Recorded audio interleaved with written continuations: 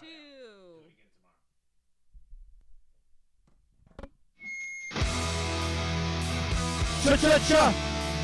Check my shit. Yeah. My balls is totally moving, new and improving. Knock down, we get back up.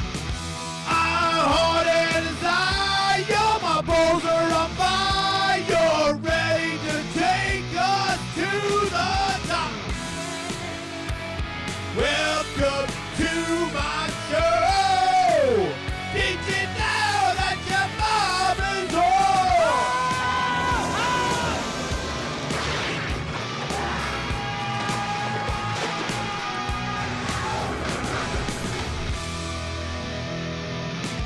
Yeah. Fuck yeah!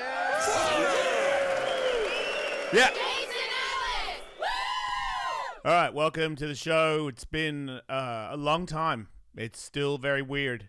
So many things have happened. You guys don't even know because you weren't there. I know nothing. I didn't get to tell you guys anything about Thursday and Friday. I mean, I guess Saturday, Sunday is usually normal. I don't tell you about it, but it's just weird to know that we saw each other so long ago and so many things has happened. So many things, so many different moves and situations where I didn't think I was in, and now I'm in. So it's great so far. I don't feel bad about too much of it. Something has happened again with my my sleep, and I'm talking to this scientist guy. I'm trying to get him on the show, and I'm a little bit worried that I might have done the text wrong or something because he's not getting back to me all of a sudden. But he knows Michael Blayback, the person that took photos for us. You guys both know Blaze. Sure. So Blaze was like, yeah, man, this guy follows you, and if you ever wanted to have him on the show. So I started following him, and then he would post these videos where he talks about, I told you about the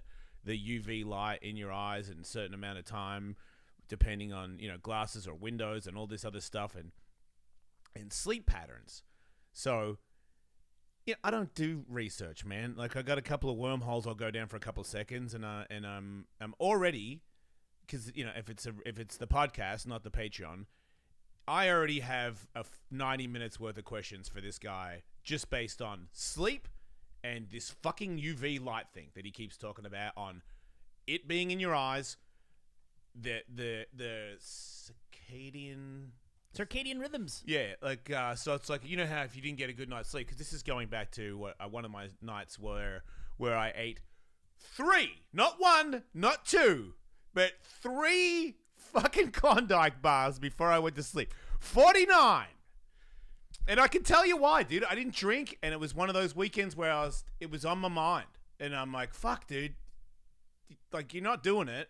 But I kept thinking, the alcohol, you're fucking never going to do it again. You suck. And how you were raised to, I was raised to, the greatest thing that you can do in your life is get drunk with your friends and rage. Obviously, accomplishing something before you get drunk and rage makes it even better, but still. That's the payoff. Yeah.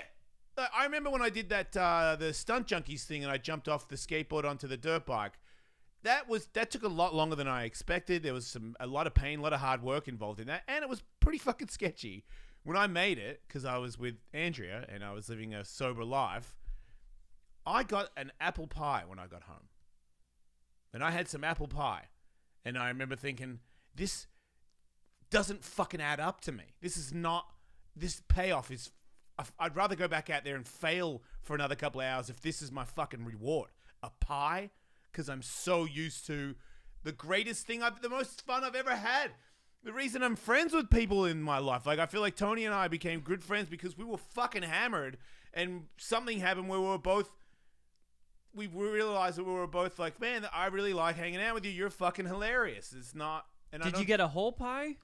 Yeah, and I didn't even fucking eat it, the whole thing, because I didn't smoke weed anymore, and I didn't have that backup munchie pocket that you can get from marijuana where you eat more than you can. Yeah, it turns out nobody wants a whole pie. Yeah, not even. Yeah, and it was like I remember it because kids on the couch, and it's dad life.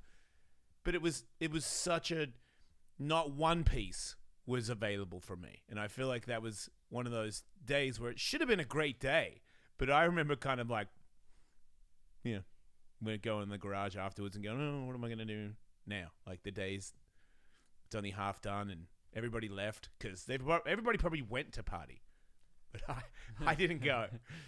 Just like that first MMA fight where I didn't go and everyone was like, oh man, craziest night, fucking bottle service. And I was like, I would have gone to that. So I could tell that this is how it worked out because I could tell the weekend was irritating me. And then Sunday night, I had one. I was like, that's good. And then I had another one. And then on my way up to bed, Katie was like, I'm going to get some ice cream. I was like, grab me another one. Just because. I don't even know. It's like this habit. I also noticed when I went to Vegas to go through that wall of fire, when I slept at Nikki and Lee's house, they don't have snacks. And when I went to bed, I woke up fucking 5 pounds lighter because that's my thing now. Like, is my bad thing that I do now is eat shit before I go to sleep. And my diet, because of the weird, like I do the intermittent fasting, somewhat on purpose. Somewhat I find it very difficult to eat in the morning. So last night I had some nuts and some dried fruit. Yeah, not really. I wouldn't tell you about that anyway, but that's for the Awesome World show. Everyone gets too mad here. But I woke up, so Sunday night I eat these fucking sandwiches. My cat is on me at 2:30. And I'm like, get off, Jim. And then fucking, and I remember I actually was like, hey, like fucking slapped him off me. I'm like, dude, that's crazy. Just like trying to get me up at 2:30. And then I look at my phone, see it's 2:30, which is also why I want to get that fucking scientist on, because he's saying there's light from your phone, light from in the house. You turn it on at a certain time, it's going to fuck up everything for weeks to come. Also, the other bit that he mentioned, if you have 2 hours sleep one night and you try to get it back the next night and have 10, that's not how it works. It's actually better for you if you had 5, 5.5, 6, 5, like if they stay similar, then it's actually better for you than, fuck, I got no sleep last night, but I'll catch up tonight by getting a ton. Apparently that doesn't help with your energy, your brain, the way you think, like to be on point. All that stuff counts. Well, that's okay, because 10 hours of sleep is not in the fucking cards for me anyway, so. Okay, well, I thought you could sleep in I thought you were an alarm guy. That changed. It has changed recently with, I actually think I may have slept the entire night last night. Like, I didn't get up and piss at all. Oh, which wow. was awesome. Did you get the tube into the bucket that I recommended? No, I'm not pissing into buckets yet. But a good way to tell, because sometimes I don't even remember it, I don't flush when I piss in the middle of the night. So when I woke up this morning to go take a piss, the water was clear. And I was like, oh, fuck yeah, go me. If it's yellow, Wait, it's because you don't mellow. remember if you piss? Sometimes. These are blackout pisses. I don't know if they're blackout pisses, but like, you know, like sometimes if somebody wakes you up or something wakes you up in the middle of the night and you're able to just almost instantly fall back asleep, you might not remember that you woke up last night. Nope. Yeah, sure. It's happened to me in the past. Yeah. But I feel like that'll sometimes happen with a piss, because I'll get up and I'll be so fucking tired still, but it's like, I got to get this out of me. Yeah. I go and I pee, and then when I get back in bed, the second my head hits the pillow, I'm back out. Right. Yeah, I guess I can do that. That's what the difference was. I've got up in the middle of the night and pissed a bunch of times before, for some weird reason. And I know it's not weird. It's you just put 3 ice cream sandwiches in your bloodstream, and you just drilled yourself, dude. You're up. I was down in the living room at 3:30. I was like, I'll do a dab. That'll knock me out. And I did a dab and watched 2 movies. It did not do shit to me. I was like, and my stomach was also upset. So I was like, it's all your fault. And then I got the kids to school in their Uber. Fucking rich, weird ass life that they live now because we don't live near each other. It's so odd. I get them up in the morning to get in an Uber to go to their parents' house, to go to their mum's house to do internet school. It's not. Yeah, I guess they could do internet school here, but then you'd have to just send them home after. So same Which difference. I'd also be okay with, but Right. I feel like I don't know how it's all a little bit confusing with that stuff. Confusing times. Yep. Yes. I feel like it's starting to get on them a little bit now.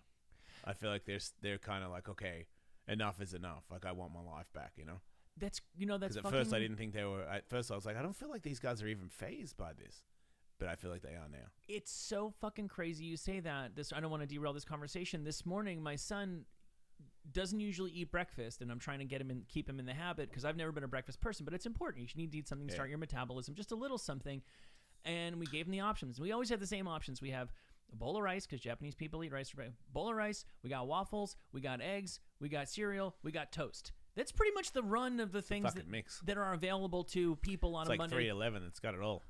On a Monday through Friday basis, that's pretty much what I can offer a person. And he's just like, yeah, I am hungry, but none of those. I just don't want those. And what would you want? And he actually started getting emotional, and he's like, I think I'm tired of all the things that we have here. And I realized that he's just fucking bored of the life that he's been leading Purgatory since March. Yeah. He fucking rolled with it, and today was the day that he was just like, I don't care. Just fucking pick one. I don't care, dude. I know I gotta eat. I'm gonna fucking eat. I'm not gonna make a big deal out of it, but this fucking sucks, dude. Okay? Yeah. Exactly. This is the breaking point. Yeah, I mean, Tiger went shooting with me this weekend. Usually he'd try to get out of that, but I think he was like, yeah, fucking... Sure, let's check that out. Let's see what else happens if we go there. Yeah, we're at the point where this is straining my indoor kid lifestyle. Yeah. Like, even I am like, all right, there's only so many fucking cartoons I can watch. For fuck's sake. Yeah. Well, it's not going to interest you, but I did get one of those, the punching bag things that I've been watching Canelo and all these other guys use, and then I've seen Eddie's posting a lot of video where he's working on this speed bag thing. It just has its own stand in water, I assumed. With the so wow, so you can box it. I'm like, man, that would be fucking perfect in the MMA gym, because then I'd have that. So I worked out yesterday with Josh, and then when I got home, that showed up, and I built it and put it in the room. And then I'm because of the ice cream sandwich, I'm praying I fucking stick to this. I don't even, because it wasn't a decision. It was a weird. I woke up and I was like, oh my god, you fucked your Monday, dude, with these ice cream sandwiches. You've lost like 4 hours of sleep that you were supposed to get. And I'm like, worst case scenario, go to the gym, have a terrible workout, almost vomit if you need to, which is what happened. But get it out, get it out and get it out now. It's kind of like barf up ice cream. Ice cream came out. No, because I didn't. It's funny on the weekend. Wait, when was it when I sparred? Catherwood. I fucking kicked Catherwood in the head. You see that video? Yeah. Fucking idiot. He's such an idiot. Drops his hands. I was like, why would you do that? At the last possible second, you went and dropped your hand, right? And I just swear I wasn't throwing it fast. I was like, here it comes. But I almost vomited sparring his coach.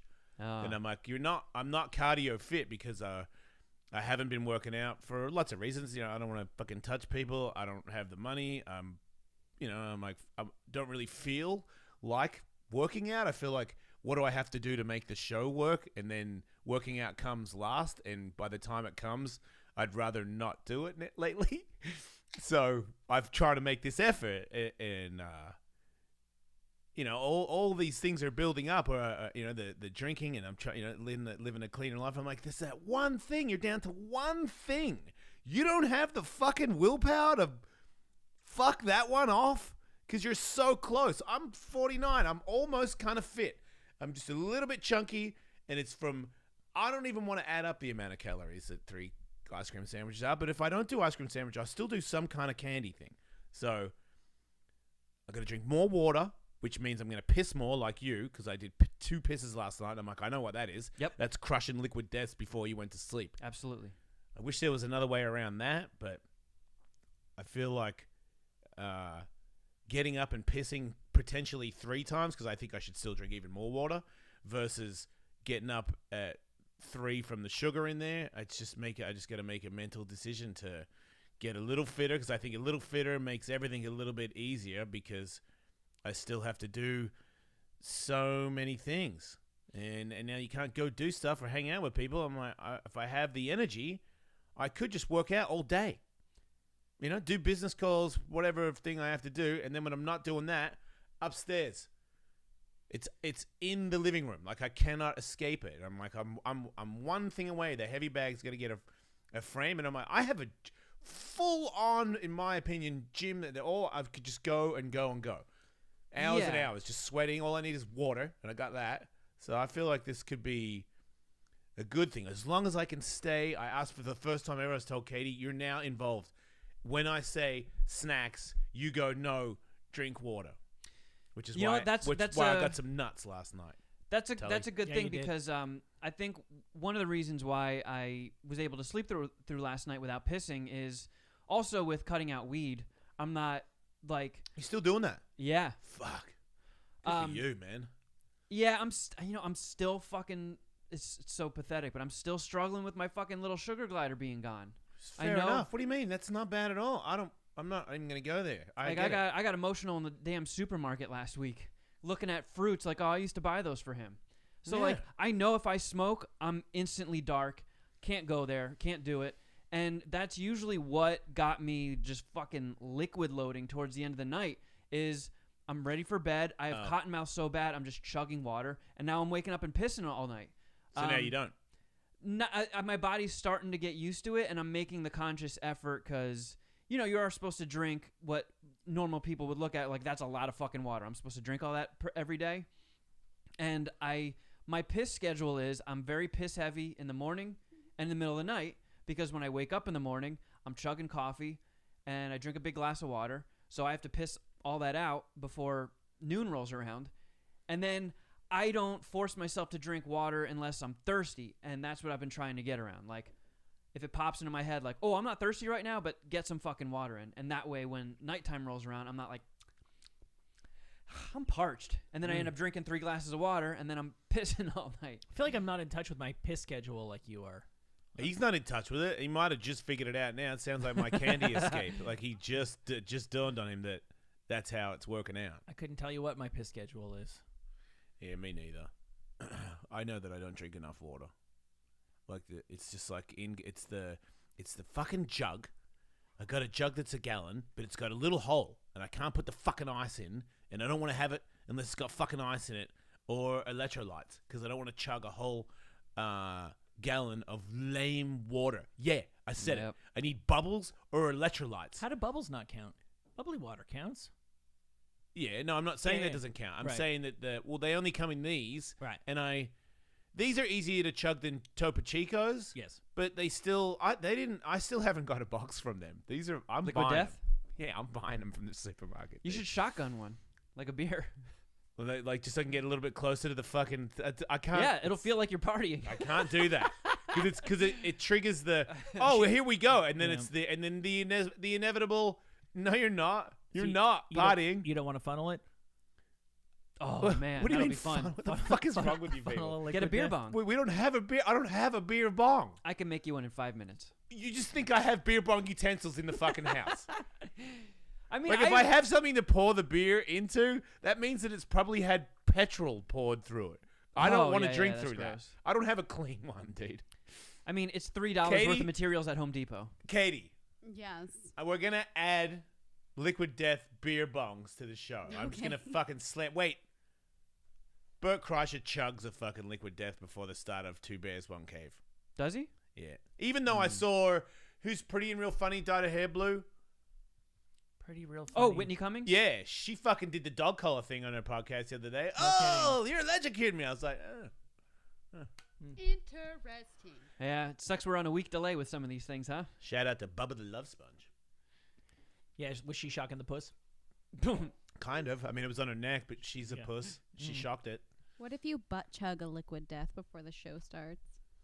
No one's doing that. Yeah, well, Give it a week. that's why you're not on camera, Katie. You're Noah will not butt chug anything. You know, it's interesting. You say that you don't always remember getting up to pee. I'm starting to notice I don't remember watching movies. It's becoming an increasing thing in my life. It's kind of disturbing. I feel like my memory is pretty much where it ought to be for the most part for a guy with a 2-year-old in the house on a day-to-day basis, but not what it used to be, but fine. I watched a James Cagney movie last night. Old movie. It's from the 30s. These movies I'm watching are now like 100 years old. Mashy. Do you know what? My gaydar went off fucking crazy hard for James Cagney, and I looked it up, and I think I was right. Yeah, you probably are. Yeah. But he played. No, he's literally the Famous "Aw." people are usually gay or Jewish, Michael. I find. I know, or both. Yes, Yeah. double whammy. That's when you can't lose. Right, That's right. when you're a fucking giant star. Tom Smith, gay Jew. But he's made it, ma, top of the world. Like he was the gangster guy. Oh, you okay. shot me, you dirty rat. Yeah. He's that guy. Oh wow. Yeah. So he was like Gay he would have Jew. been known as like one of the if he was in Sons of Anarchy today. Yeah. But Yeah, yeah. it's Sons of Anarchy, the pole smoker. And he is one of the most. Man, he's Sorry, gay bashing. he's one of the most unattractive people who's ever been a movie star. You know, remember in Dick Tracy? I only know it from the movie. I never read the comic books. But there's the flat top? Oh, guy? Flat Top. Yeah, that guy was terrifying. That guy is clearly a knockoff of James Cagney. Like this horrid monster hitman guy. He looks like the mom from Throw Mama from the Train. That's what James Cagney that looks guy. Like. Yeah. He was in Goonies and shit. Yeah. That guy's awesome. Yeah. That guy's in tons of mob shit and stuff. He got the craziest cray-fay. Oh no. Oh, wrong guy? The mom. Oh, the mom. Sorry. Yeah. James Cagney looks like the mom in Throw Mama from the Train and Goonies. You know, oh, and you clumsy poop. No, James Cagney. I just looked him up, and his face Show me his isn't ringing face? too much of a bell. Really? I mean, he's like one of the legends of the screen. I mean, he does look like Flat Top. Yeah. No, that they for Oh, sure. I fucking totally, Yeah. yeah. They for sure They, modeled it Tully's like a classic into those guys. Like, I know of them, but I'm not like that. He's a deep beat track of the look here she's. Like, I know he's Yes. super famous, but Right. to me, Bogart and those other guys were James Dean's. Like, he was before them, kind of. Yeah, or was he he was. not? He was. Right, because I remember seeing his face and assuming, wow, he must have been very famous. Yeah. Way before I fucking saw any television or movie. See, it's weird because he was one of the biggest legends. He was one of the biggest stars in Hollywood for like 20 years, and I would have told you going into last night, and yet I have never seen a James Cagney movie Yeah. in my entire life. Shouldn't I just watch one? Yeah. And he's famous for like the gangster things, and I think it's kind of interesting to be like, what was a badass on screen in the 30s? He like slaps guys around a lot, and he gets angry at a chick, and he like mushes a lemon in her face. It's like very tame by today's standards. Yeah. That's actually a very classic scene. You'd probably know it if you saw it. He mushed a lemon? Yeah, he's like asking her for a drink at breakfast, and she's like, "Oh, Tommy, I wish you wouldn't drink before breakfast." And he's like, "Nah," see, and gets a lemon and mushes it in her face. And this drinks. is like, Don't tell me my business, you crazy dame. No, they- Lemon. Yeah. then he goes, and I'm not kidding. Then he goes and shoots a horse. That's the next. Oh, dang. Yeah, Junk? the horse killed his friend. Yeah, but did he really? Well, the horse didn't know. Right. Of course, it was an accident. But it almost just goes to show you how much these things don't change. Because that to me could have been a scene from Goodfellas, where their buddy nails Nathan, gets thrown off a horse, and the horse kicks him, and they immediately go down to the stable, and they go, "How much is that horse worth?" And they go, "Oh, he wouldn't get more than $1,000 for him." And they throw $1,000 at him and walk in the stable, and you hear gunshots. Shit. Yeah, and I'm like, wow, that could still be in a gangster movie. But I put it on, and I have it recorded, DVR'd, and the DVR is at the end of the movie, and I'm like, well, now that's strange. I've never seen this movie in my entire life. Why would the DVR think I completed it? Now, I actually have recorded this movie twice, and 2 times the DVR has it at the end of the movie. Like, pick up where you left off last time. The end of the movie. I put it on, and I get halfway through, and I'm like, I remember this scene. Wait a second. Oh, yeah, he's mushing the lemon in her face. I remember that. I did watch this movie, like, less than 2 months ago. Oh, wow. That's a Oh, big one. shit. Yeah. That's not good. Right? I'm sorry, but that makes me feel way better about hitting my head on stuff. You're fried. Yeah, because I've That's been there, something- too. I'd be worried about that. Yeah, but When it's I like was- only movies. When I was still getting discs from Netflix, I one time moved. It's a forgettable movie. Black and white is forgettable for people of this They can be. world. Yeah. You know? I find in general, I find it with movies kind of across the board. Like, if you ask me about a movie I watched recently, I probably couldn't tell you a whole bunch about it. I might be the same, dude. I feel like whenever I did the Ben, what's he fucking the movie thing with Doug Doug Benson? Doug Benson, then how I'm like, I know all the movies. I watched every movie. I don't know one That's name why of you- any actor or any person or anything. That's why you forget them, because you literally watch everything. Like, Right. all the big hits, and even the stuff that goes straight to, like, Everything. on demand, where it's John Travolta when he was 18 photoshopped on, like, an older man, and it's Yeah. like, I just Navy watched, Cop. I watched 2021. I watched that on Saturday. Yeah. Where he's like in charge of a big power plant or some shit. He's got a fucking goatee, and I'm like, what is that? I just made that up, but Yeah. He's in I'm a not, new I'm movie. not surprised. Katie and I watched it as we walked by it, kind of. So when you're watching so much stuff, and I feel like a lot of those movies are also like instantly forgettable. Yeah. I can see where that happens, but like I went to move Benjamin Button to the top of my queue, and it was like, are you sure you watched this on June 5th, Oh, you 2014? don't recall that?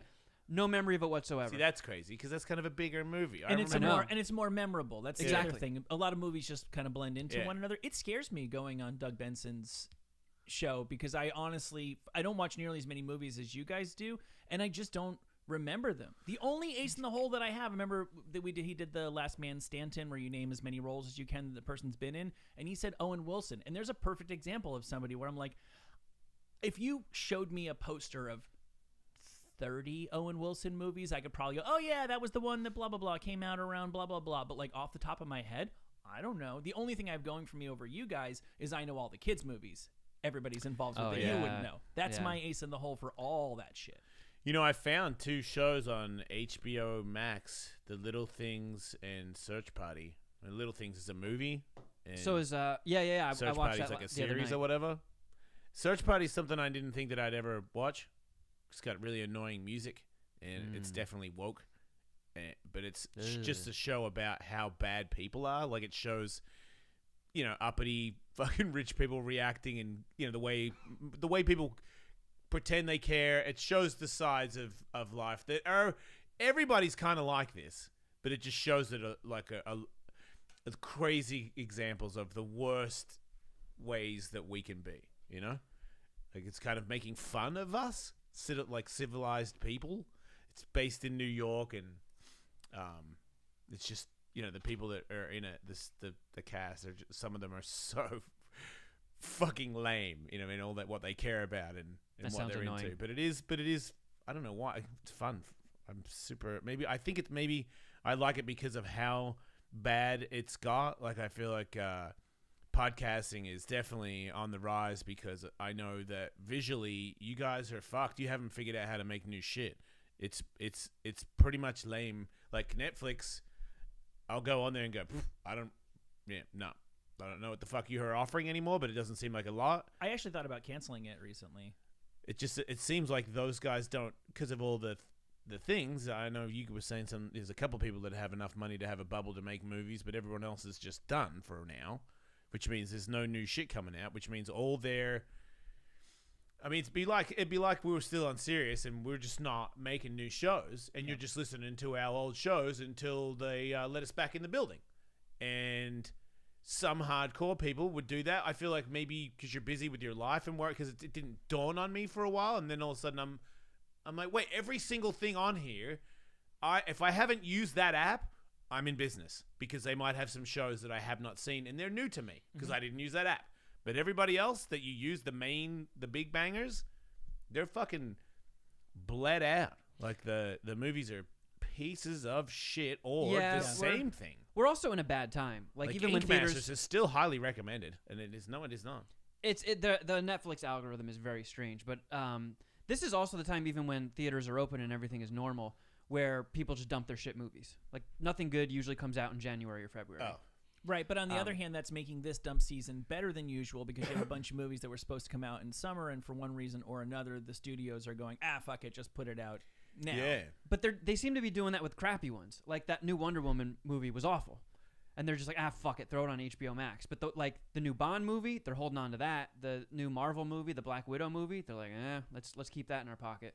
Like they are holding on to shit. The reason why because I'm obviously looking for ways to cut unnecessary expenses from my budget these days, my kid was going to hang out on Zoom and have a movie watching party with his friends, and I didn't want people to feel uncomfortable about not having apps, because everything's spread out all over all these different apps. The only thing that I knew for sure everyone had was Netflix. So I'm like, well, this should be simple. Let's find a movie on Netflix that all these kids can watch together.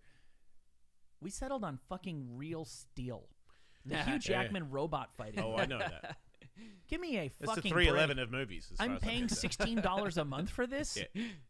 No, that Yeah, I don't think I've ever the two things. I mean, that they made loved me, it. Don't get me wrong. I hate that guy. Made me so angry for that and the movie Australia, where he poured water over his own naked anus. I was like, dude, fuck you. All right, fuck you, Wolverine. And now, oh mate, check out me fucking naked anus. I love you, Sheila. Hey, hey Nicole, check out the water bouncing off me buttocks. Like, fuck you, dude. You're so gay, and that's cool. But like, See that, stop. fam? I'm gonna take that from Aboriginals.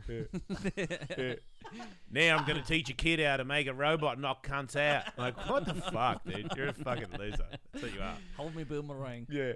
Yeah, I'll be boo while I whip me buttocks out. You fucking dickhead. You know I what I've work been, out constantly. Look at my buttocks. You know what I've been watching a lot of on HBO Max is old samurai movies.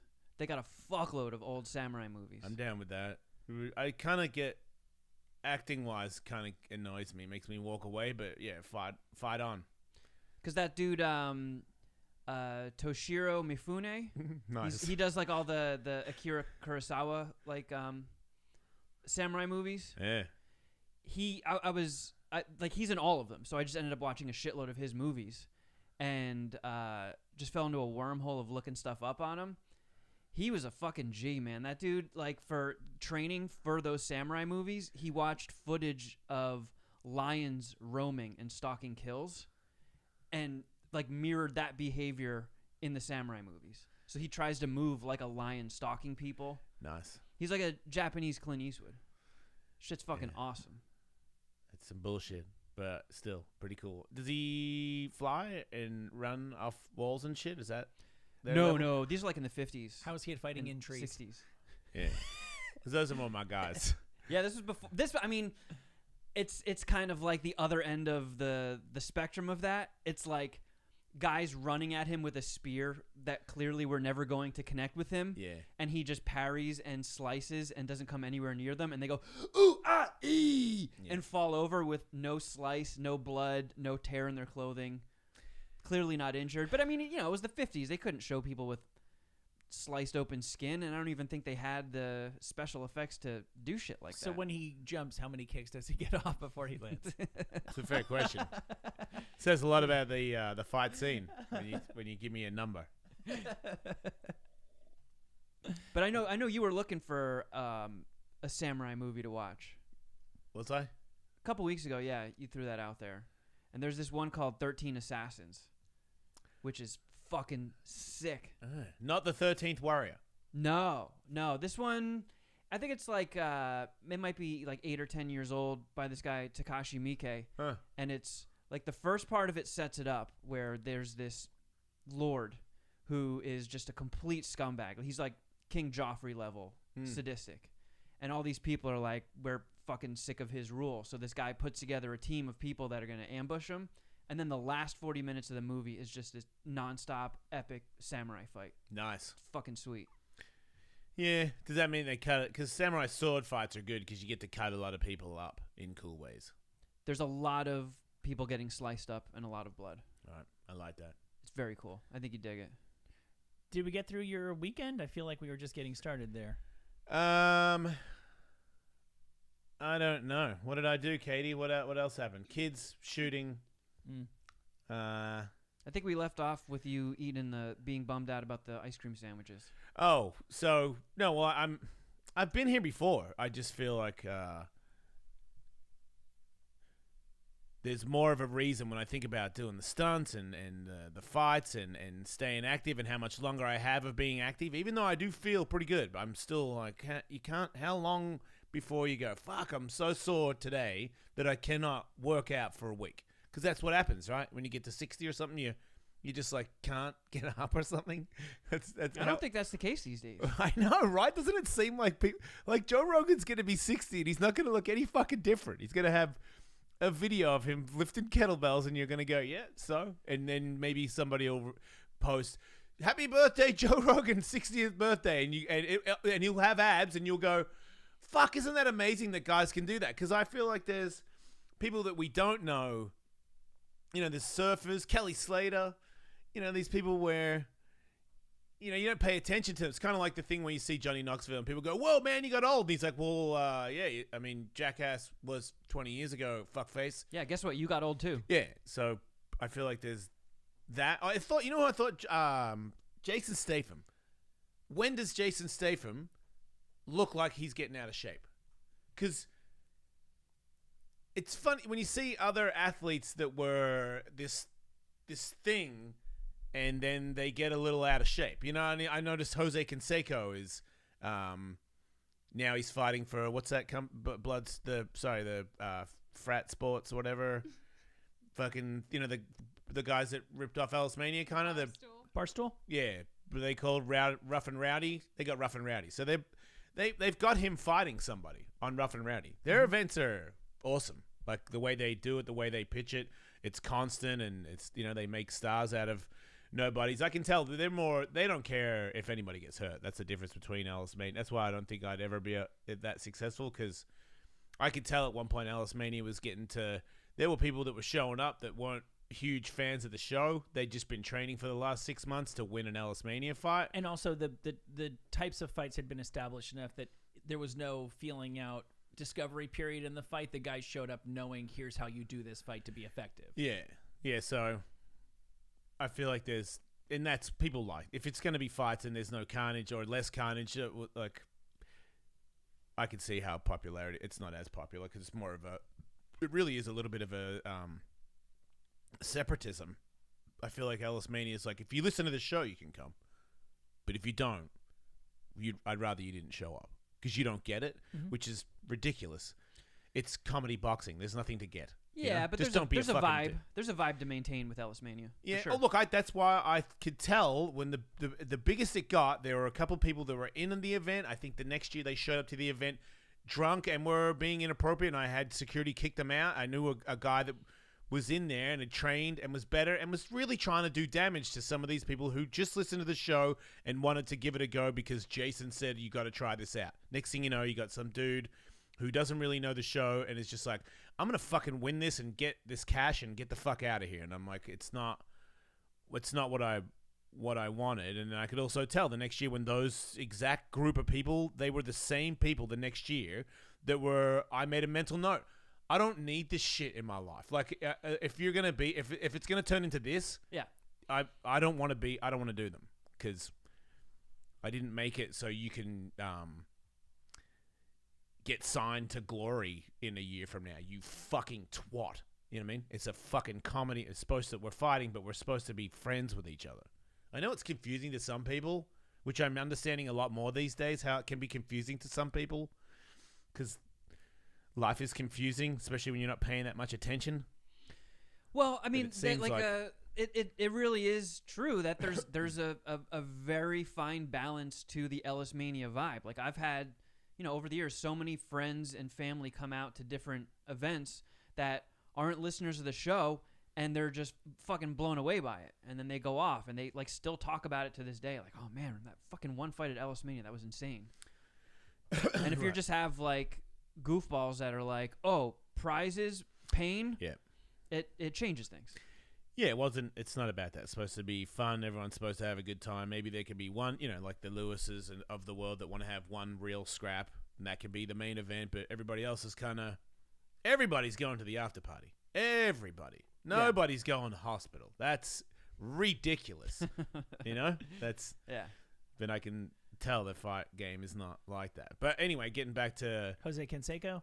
Yeah, he's in there, and I remember his people reached out to me to fight at Ellis Mania when Ellis Mania was on top of things, and he wanted $100,000, and I thought, Frat Farm or whatever, those guys got fucking loot. Oh yeah, those dudes probably gave him $50,000 to fight some dude. It's easy peasy. So, for the first time ever, I didn't get bitter looking at it. I was like, oh, good for you guys. Because it's not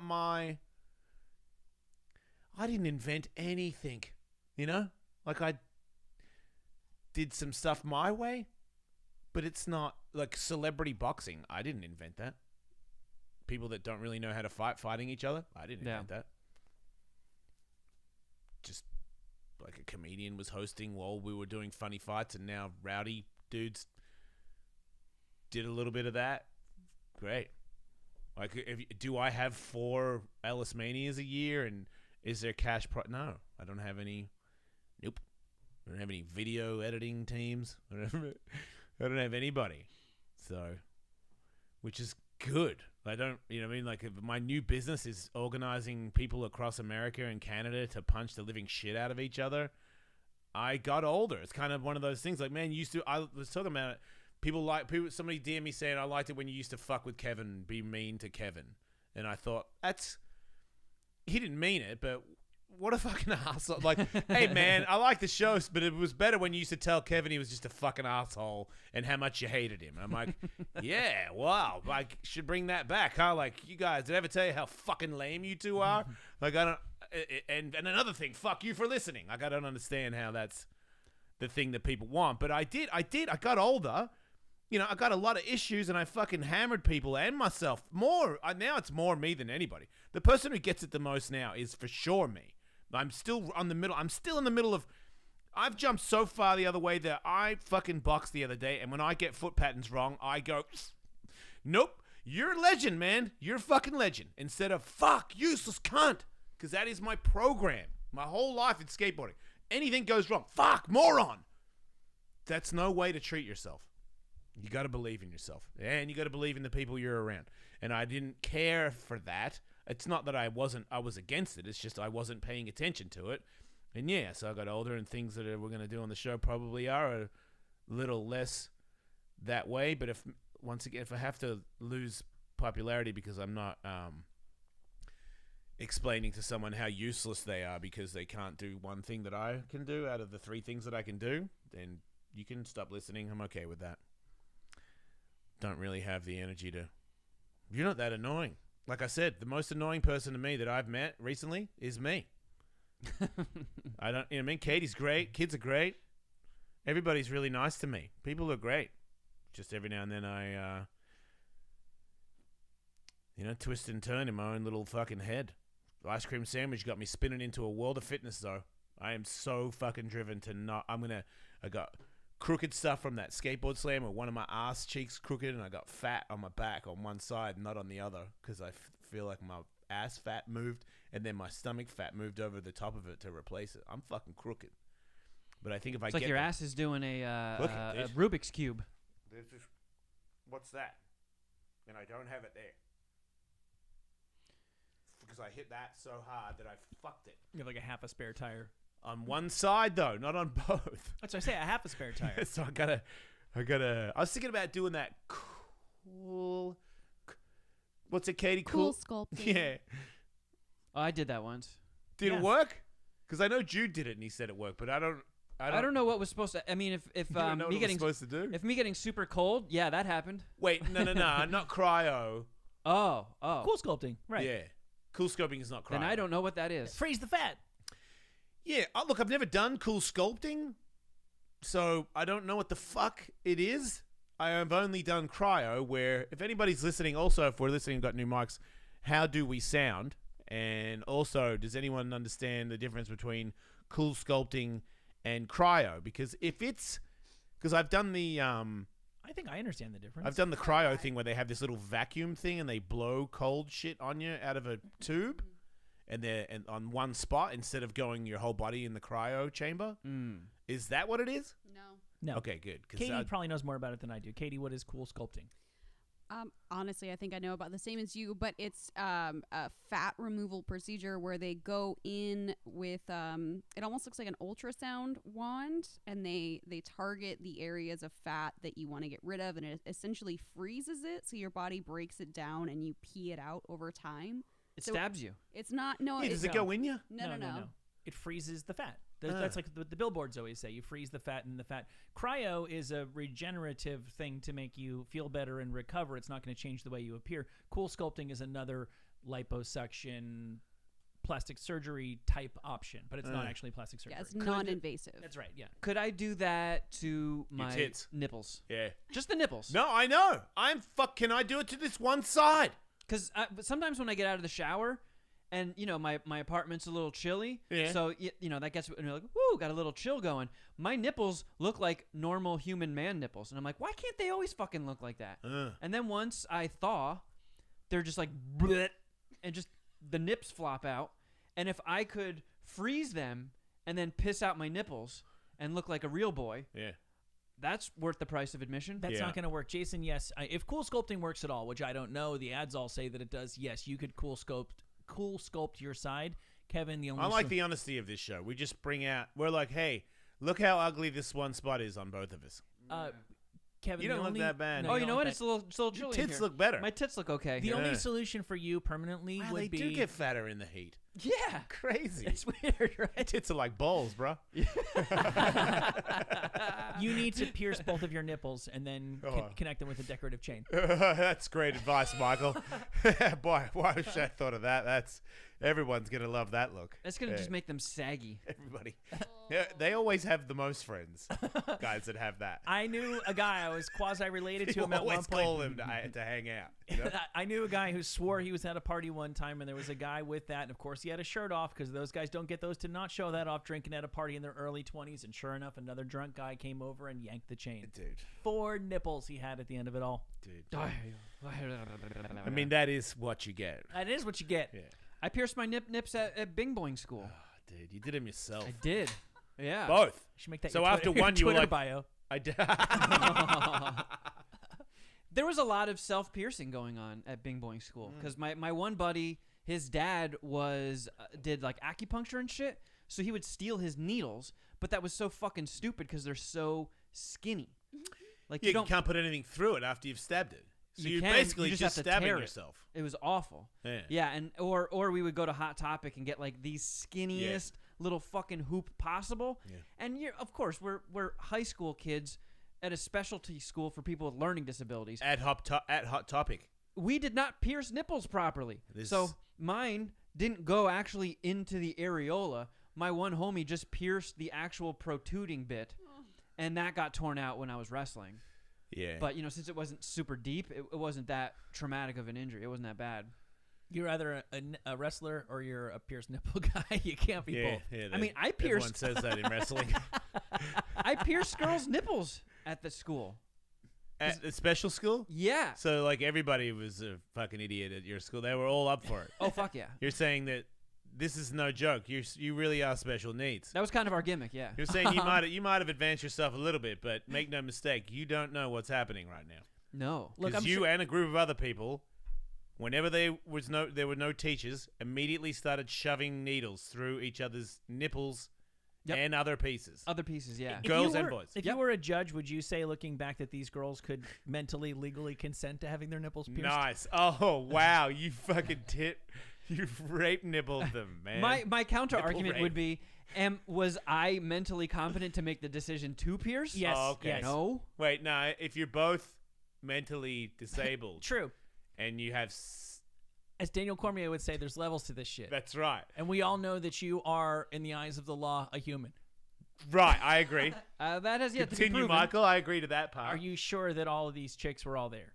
Yes. Okay. But you're sure you're there, even though you went to Hot Topic and you pierced yourself with a needle. No, he's arguing he's not all there. By 2021 standards, they for sure would have thrown the book at me. In 1998, when I was like 16, I think that was still like, kid's a fucking idiot, and she's a fucking idiot. Did you pierce a girl's two nipple? Fucking idiots. I did, yeah. Because she came up to me and she's like, "Hey, I heard you got your nips pierced." I was like, fuck yeah. Did you show her? Yeah, I did. And she wanted to get pierced by you after you showed her a pierced nipple that was like hanging off the end of it. She did, yeah. Yeah. And I was like, oh, this means I get to see some boobies. Fucking sweet. Let's Nice. do this. So we went into the toilet and I pierced them. You said to yourself when she said, pierce my nipples, oh shit, I'm going to get to see some mentally challenged underage titties. In the toilet. That's what my underage mentally challenged brain went to, yeah. I'm just saying, it's pretty hairy that you thought that. So no, it wasn't. That's silly. It's I mean, look. No, we were both the same age. There's nothing weird about that. Playing. Look, if it was actual nipple rape, I don't think I'd be discussing it, dude. I know you're not a. Oh yeah, if she didn't want me to, and I forced a nipple piercing. Well, no one's saying she didn't want it. No, we're saying she's too. Yeah. Like I remember my. Brian Cullen and the rest of my band all went to one high school, and I went to a different high school. And one day I just went to school with them. I still don't know. I visited multiple friends and just went to high school with them for a day. I don't think that would fly. nowadays. What do you mean? You're in class? I guess so. I went How to high the school. fuck did I you went, do that? I went to high school one time with my girlfriend who lived in northern New Jersey, and I was in a class with the original couple that dumped their baby in a dumpster at prom. Wow, that's a hot room Yeah, I forget full of celebrities. what the name. I mean, this was big national news, and actually, believe it or not, the timing worked out such that she probably was with that child at the time that I met her. I spent a day in school at my high school's with my high school girlfriend at her high school, and I spent a day at school at Brian Cullen's high school. And there was a chick there that she had been in like a car accident or something, and I think she used to be like the student body president, and something had happened with the brain trauma. Oh, and she got Busey'd. She got really. She became very, very sexualized, and everybody at that point treated it as a joke. I was sitting at a lunch table with her, and she was singing like "Damn, Wish I Was Your Lover" or something at me, and everyone's like, "Oh, that's just her now. She's all wacky now." No, nothing. I mean, Oh my absolutely goodness. nothing happened. But this is who I'm unfortunately picturing being at your school. Okay. Oh. I've discussed this in the past. There were tears. There were tears. Wait, who I was know, crying? I Her know. or you? Crying? You said tears. Oh no! I mean like levels. Oh. Yeah. Like okay. Oh, you gonna so, Patreon us with this fucking tears And thing? that's all I'm Yes. saying. Right. Stop. That's what I said. There's levels to this, and I'm just making sure that you and her were on the same tier. We were for sure. Okay, Okay, that's so all I'm here's asking. here's how I went. In the school, I went back there for like my 10-year anniversary or something. Completely changed. It's like a fucking normal high school now. But when I was there were, and I'm not trying to be like a dick, but this is just like painting the picture. There was this one girl who would, at any given time, she would just be sitting, hunched over, jaw hanging open, tongue hanging out, staring off into space. There Pierce her were nipples. I did not pierce All her right. nipples. Okay, so far so good. There were a few people on, Yeah, right. on that level. Yeah, good That's for you, man. that's one of the tiers. I told you about the dude who would. You're like, this girl he would- isn't there at all. I'm not piercing her nipples. Wait a minute, this one. Yeah. This one's responding. I wouldn't even. I got myself a keeper over here. I wouldn't even give her gauges. That girl's not right. I wouldn't even. I wouldn't even hold her. I hand went and over there lead and I her was like, into Hot hey, Topic. lady, when your nipples pierced, she went, ah. And I was like, I'll probably let you go. Crapped out. Yeah. You see, Chris. That was my catchphrase back in the yeah. day. When people didn't want it, you Yeah. said craft out, right? And there was this guy who he looked kind of like Jim Brewer. Like he wasn't a pothead, but he had like the droopy stoner eyes. Right. And he would spend all day throwing a football to himself and doing like the sportscaster play-by-play for it. You pierced the fuck out of him, I right? didn't pierce his dick. I didn't touch his Oh. nipples. That was one tier. Then there were Oh. the people like me, the people who had like really bad ADD. Or after, as he was known after Kevin met him, Diamond Gooch. So what tier are you? I was in the middle tier. Oh. I Wait, was in there's people better off than you. Oh, for sure. Oh, Yeah. So and they looking at you like, hey, let me pierce your nipple, dum-dum. they were looking at me like I can't morally pierce his nipples. That's wrong. Oh, okay, but Yeah. you, on the other hand, were like, this chick is dumb as fuck. I'm piercing her. No, she was at the same level as me. Oh, That's sorry. what I thought you were that's saying. what I'm trying to get to. So Okay, sorry. Tier 2 were people like me who had like pretty severe ADHD, ADD, learning disabilities, were not thriving at all in public schools, and also like fucked off. Do you know I So heard there- in other countries that ADD is not a disorder? It's just like you think quicker and you miss certain things because your brain works faster, and they don't call it a disability, so people don't take anything for it, and they're just diagnosed as thinking quicker, and it's not it's not known as a child when you're diagnosed as a bad thing. That would be awful for In me. other countries, it's they don't call it ADD, they call it something else. It's and not it's just disabled, it's differently abled. yeah. So Oh. I guess it That sets. sucks. Does it? Because No, I it's- feel like I it don't- sets kids up to not feel like there's something wrong with them. Because No. I think I have it. I know my daughter has it, and I know that at one point they were like, "Take this stuff," and I was like, "Maybe." And they're like, "Yeah, just get your heart checked to make sure that it's all okay to take this stuff." And I'm like, "That's meth." You know, like I know what's happening here. It is legal medicinal speed, but I remember what life was like before it. There was a point in time when I got into college and I was like, "Fuck this stuff! I don't want it anymore." Yeah. And I struggle. I struggle with treatment. So Right. it is a big difference for me. Like I've talked about it before. Even just paying attention to a movie I'm into, I will fucking space out and not know why. I'm like, how the fuck did I just drift It happens a lot. There's also So a movement where a little autism is a valuable thing. Yeah. I've actually heard people talking about that.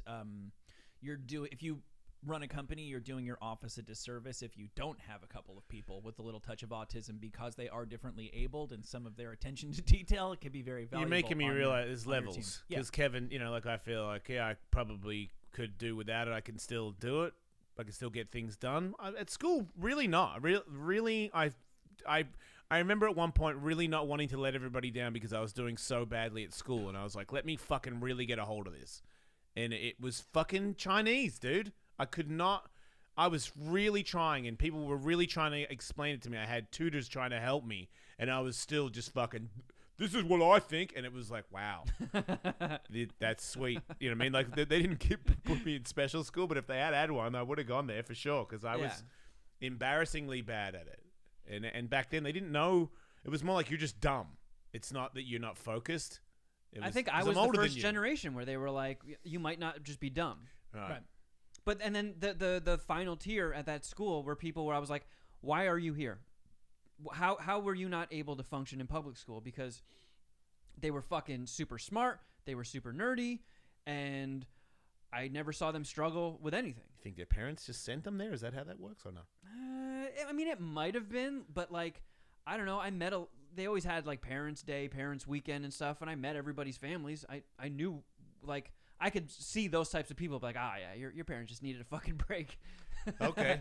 But like some of these people, like this one girl who I had a crush on was super fucking smart, and she was always at the top of the class, and she was very nice, and she was cool. I was like, I don't see it. Well, I don't see what you're benefiting by getting here. That shoots down the theory I was going to offer, which is that maybe sometimes kids are just smart and a little bit different, and so they don't feel like they fit in the local public school, or they get picked on in the local public school. But if you're saying smart, nice, cool girl, that's not going to be her problem. Yeah, dude, I think for sure people got picked on out of education. Yeah. Like, they were like, you know what? I'm not listening to anything. I want out. All day I want out, and class is just like fucking, because there was times there where I remember somebody wanted to beat me up in the lunch break, and he just kept telling me that he was going to beat me up in the lunch break. Teacher, I couldn't hear anything, I was like, this guy's going to... You're fucked, Ellis. And I'm like, okay, so things like that. How are you supposed to stay focused? Yeah, that happened to me in public school. Because like from kindergarten to 7th grade, I was in Catholic school. And it was the same like 15, 20 kids in my class from kindergarten to 7th grade. And it was one teacher teaching every subject. So it was weird. Like, I had the same situation. Yeah, and then going from that to public school was fucking terrifying. It was a night and day difference. Massive school. Wait, we change classes here? We go to a different teacher for a different subject? What the fuck is going on here? And being the new kid, the fucking jocks were like, you're fucking dead. And the lacrosse guys were the cool dudes at that school, and they fucking whooped my ass in the locker room. There's no easy answer, because when you put kids into like a public school situation, the benefit of that is that you're teaching them to operate in the real world, where you have to interact with a bunch of people who you don't necessarily like, and they don't necessarily like you, and you have to figure out a way to get along with it. And if that is what happens, and you build those social muscles, and that's really valuable, but then there are the kids who can't figure out how to do that, or never had a chance because they were just born so weird or so dorky or so whatever, and then they end up kind of getting crushed by it in a personal and emotional way that can leave marks for the rest of their lives. Now, the answer to that is, well, why don't we put them somewhere where they can be themselves, and we can nurture the way that they are. But as Bart Simpson said in a Simpsons episode one time, when they put him in the slow school, it's like, wait, so we're going to catch up to all the kids we're behind by going even slower? Yeah, exactly. And so you end up in, like, I used to annually cry when my Catholic grammar school would just send home a piece of paper saying, are you intending to come back next year? They were just trying to get an idea of how many students they were going to have, and I would beg my parents not to sign the thing and say I was coming back the next year. And they would fib, and they'd go, well, just because we sign it doesn't mean you're going back. And I'd be like, yes, it does. Yes, it does. I want to go be with my friends in public school. Once I started playing sports, I was like, oh, you guys are cool. And these are girls that I did not personally witness peeing their pants in kindergarten. I'd like to date one of those instead of the 4 options available to me in my Catholic school. And so when you're in that school, you're in this little bubble, and you can be very comfortable in that bubble, but then you eventually do have to deal with the real world. And there's no perfect answer to that. No, that's why I'm glad I got a taste of all three. Yeah, I actually think for high school, I'm a really, really strong advocate of single-sex education. I think it's a really, really good time in your life to give boys and girls a break from each other for like 6 hours a day. I was really impressed by the girls. I went to a private boys' school, and so I became very well acquainted with all the girls' schools around there because those are the girls that we could date.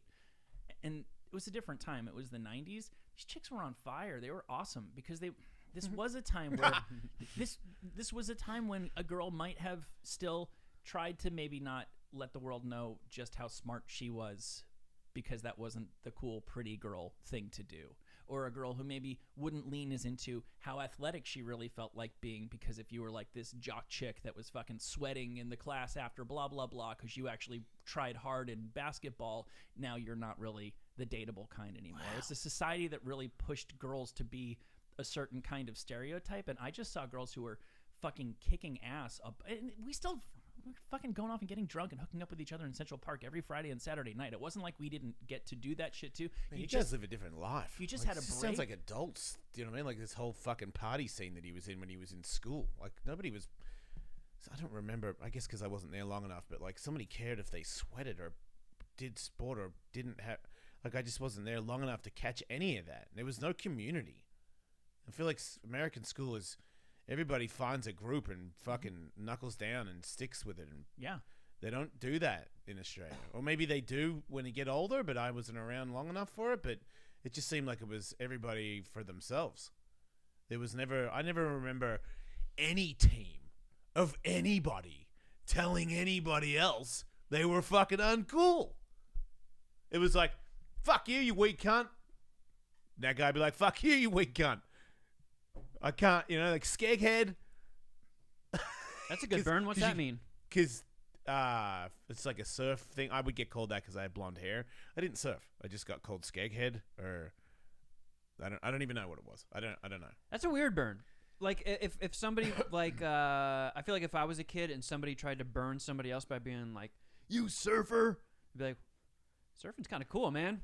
Well, what are you getting where at? I lived, it was more about being like AC/DC. So you were a bogan, and I went to a bogan school, so I didn't dress metal enough. So you're a bit of a hippie. Yeah, which is not cool. Which is funny, right? Because Ah. my father was just as metal, if not the most metal father out of anybody at that school, but I just had blonde hair, so it didn't really matter about what I actually did. And I think awkward. I don't recall it, don't remember. Man, I'm so awkward. I didn't never think that, but when I look back on it now, just groups of people, I definitely start to. It's one or the other, disappear or be the light of the party, And I feel like my whole childhood was disappear. Good idea to stay the fuck out of the way. It never worked out. I feel like if you've seen 80s and 90s movies that are set in high school, I feel like they. Yeah, that's how I base American, because I watched your movies. It's close enough. Yeah. Of course, it's a little Hollywooded up and stuff like that. You but guys get solo shit way more than we did.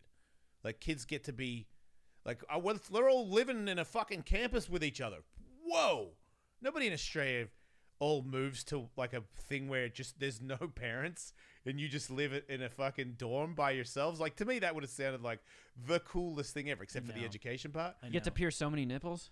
It sounded like you know guys what's are all going on. fucking It's awesome. bros, man. It sounded like you all had like this crazy, you all had your little gangs. Yeah, I think that's fair. I mean, going and living at a school away is a very, very unusual thing. Even doing what I was doing, where I was commuting an hour to school, is a very, very, very unusual thing. Is it? Very. Most kids just go to school in their town. Oh, okay. Yeah. Is that like smart kids start going around to these other ones? Because in really dumb movies, I'm led to believe that you made it into Stanford. Yeah. Oh, I can't afford if you make it into college. Yeah. Like those are the movies that I grew up watching, thinking, like a basketball scholarship. I'm like, fucking hilarious. In Australia, you don't get a fucking cricket scholarship. You know what I If mean? you're talking about college, going away and living at college, I wonder what percentage of Americans do that. Australians don't do that. Oh, okay. Nobody goes. That's definitely a thing. I would still think less than 50% of people, all in all, because not everyone goes to college, and then of the ones that do, many commute to their school. It's a bit of an uppity thing to go and live at a college elsewhere, but I don't know. I guess maybe because your parents are paying the rent, right? Yeah. Room and board. Yeah, I think it was maybe That's what all those people say when they go, you got kids, hope you're saving for college. Mm-hmm. Yeah. Because you're going to give these kids a room and board to, and the other thing from what I hear is to party. Yes, that is correct. That is correct. I think room and board at my school technically was about $9,000 a year. Oh, okay. But this is okay. That's not that bad. It's not.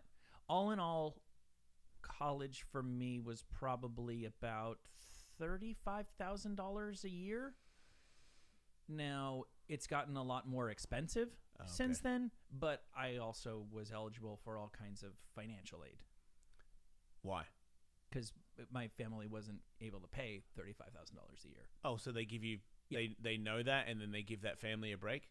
Mm-hmm. That's And cool. people get different amounts of financial aid. Yeah, That's cool. Some people get free rides places. That's pretty Is that unusual. because they're smart and Usually. that people believe that they can Mhm. really excel, so they'll help them all the way?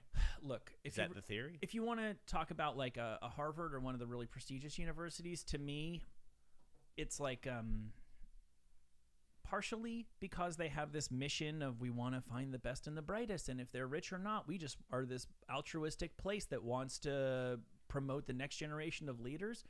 It's also kind of a thing of where it's not really cool if it's just a bunch of rich white kids there, and so they kind of need to cultivate a diverse place so it feels like this woke, hip, and happening and now kind of place. So it's almost worth it for them to like pay for some really bright, zazzy black kids to be there so that the picture's not a whole bunch of white people. Okay. That's the cynical way of looking at it. Yeah. I don't want to be a part of that. I mean, College I don't is- have a choice, but College is kind of shitty. sounds like a It's a blanket statement, but it's true. bit of a scam, because it's also this group thing where when you get older, then you're still doing this group thing, which I feel like is part of this whole divide with the country, Mhm. because you're all in your groups. You got to hold hands with your partner, and if you're not holding hands with your group, then fuck you. Where are you? Right. Then you're in no It's- man's land. Yeah, so it seems, because I feel like I'm from a no group thing, and it's a rarity around here to be like, yeah, I'm not a part of one side of anybody's Yep. thing. Like, I won't stand for, that's it, Mhm. you're crossing the wrong group. I'm like, "Oh, whatever. I know it often seems like it's like in professional wrestling when people would be in a crew of people and then just to, move the storyline along. One week they'd be like, well, we got a friend here who might disagree with everything you've been saying out here, badass Billy. And then all of a sudden it's like, no, it's the fucking Thunderman. He's with them now. Like Yeah. it's like if you're not completely with Team A, well, now you've completely crossed the river and you're on Team B and you want to destroy Team A, as if there's no way to be somewhere in the middle, which is where most thinking people would find themselves and do if they're being honest. You see that shit with Manson? Yes, I did. Marilyn Manson. Oh, I just see that he responds to allegations made by Evan Rachel Wood, his ex. She had basically already accused him of being an abusive. But now she's officially named him. Yeah, exactly. Precisely. Why do you not name him and then name him? What is the... I don't know.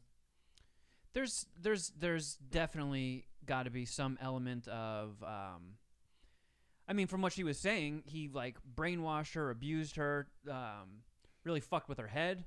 So I'm sure that stuff lingers even when you get out. It's like, fuck, do I really want to re-enter this world by naming him? And then, anytime you get specific, there's going to be a bunch of people that are like, oh, fuck you, you just don't like that person. I feel like it is a whole thing once you get specifics, and especially name somebody like Marilyn Manson, who's that big.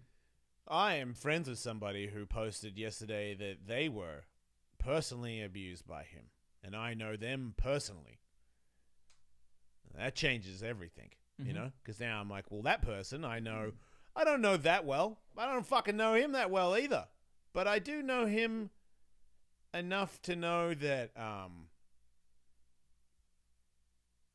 he's got a fucking really dark side. It's not a fucking joke. Like, this guy doesn't just get on stage and act crazy, and then when the camera's off, he's like, actually, I'll have some Grey Poupon. Like, he's a fucking nutcase. Like, he's got knives, and he's definitely always hinting towards violence, and he gets a bone for hatred. It's his thing. Like, horror people, he's one of those people. And actually, shit, I know another person that we hooked up with that he made them get a tattoo in their mouth. in their lip that was the most inappropriate tattoo I've ever seen, and I can't hang with that person anymore because you should just get it taken out. Like, I know it's gonna hurt, but you should just get it tattooed over it or something. I don't understand why you would still have that in there, even if you feel bad about it. I don't get it. And he's a part of that. He was like, get that. I'm like, wow, you told this girl to get that tattoo on her lip, and she's obviously starstruck. Fucking regrets it too. Like, I could tell when she showed me and saw my face. I bet you that happens to her a lot. Mm-hmm. Where I was like, I don't even know what to say. Why would you get a Disturbed logo tattooed inside? Not a your logo, a word. Right. Ooh, wah, ah, ah, ah. That's what it. Yeah. Why would you have? What is that band? Why would you have a quote from the great Disturbed? Yeah. Why would you have a Disturbed lyric tattooed on your lip? Yeah. So to know that he reached out to me and was like, I'd like to cover that, and then goes dark on me again because I'm like, hey, you gonna do this or not? And then like 2 weeks later, I shouldn't be laughing, but a friend of mine that I just know she's not gonna make that up. Mm-hmm. I think it's crazy, and I'll never understand it, even as a person that's been abused, when you don't bring it up until now. Like, I know that a lot of people that have never been abused are gonna go, why do it now? I'm like, people get triggered by things, and they also think if they tell you, they're gonna be attacked. So now, with a bunch of people saying it, they feel like they can say it now and not be laughed at. They think that you might actually believe them. That's what I don't think it's like, oh wow, let's get on I've always hated him, so I'm gonna say I've got fucking beat up by him as well. Like, no, I feel like you finally feel like someone's gonna take your word as sincere, and now you're coming out. Which I know somebody asked me, what's my opinion? Because you act like you're his friend. I'm not. I don't. If I don't know for sure. I didn't see it. I don't know any of those people. I don't know. I didn't see my friend be abused. Just what she's posting. My opinion is that I don't wish to talk to him. I believe that he has done some stuff. I believe that a lot of people have done a lot of stuff, and I don't think that that's a fucking excuse. I feel like there's a new thing in town where all these guys are like, wait, I can't just fucking tell this bitch to do that, or she's fucking out of here, or I can't do this, or I can't do that. Wow, that's actually kind of mean. I never thought of it like that way. Tons of these people have never thought of it this way. Doesn't make it right, but I'm just saying he is probably a steaming pile of shit. I wonder how many other lead vocalists have done appalling, discriminating things towards women and whatever stars, but fans. It's like this thing that people do that definitely did a lot more. It's like, you want to be a rock star. Why'd you want to be a rock star? Because I'm going to fucking drink. I'm going to fuck everybody. If you're drinking and you're fucking everybody and you're doing all the drugs, you're abusing people. I mean, you don't even need that. I mean, there are mechanics that fucking abuse people. Well, right, but trap people in. The difference here is one of the articles that was going around yesterday was something when Marilyn Manson was promoting an album when he was with Evan Rachel Wood, and he was bragging about doing all these sorts of things, and people were just like, oh my God, that guy really is dark. That really is crazy. So it wasn't even a mechanic who does it probably has some sense that he needs to conceal that.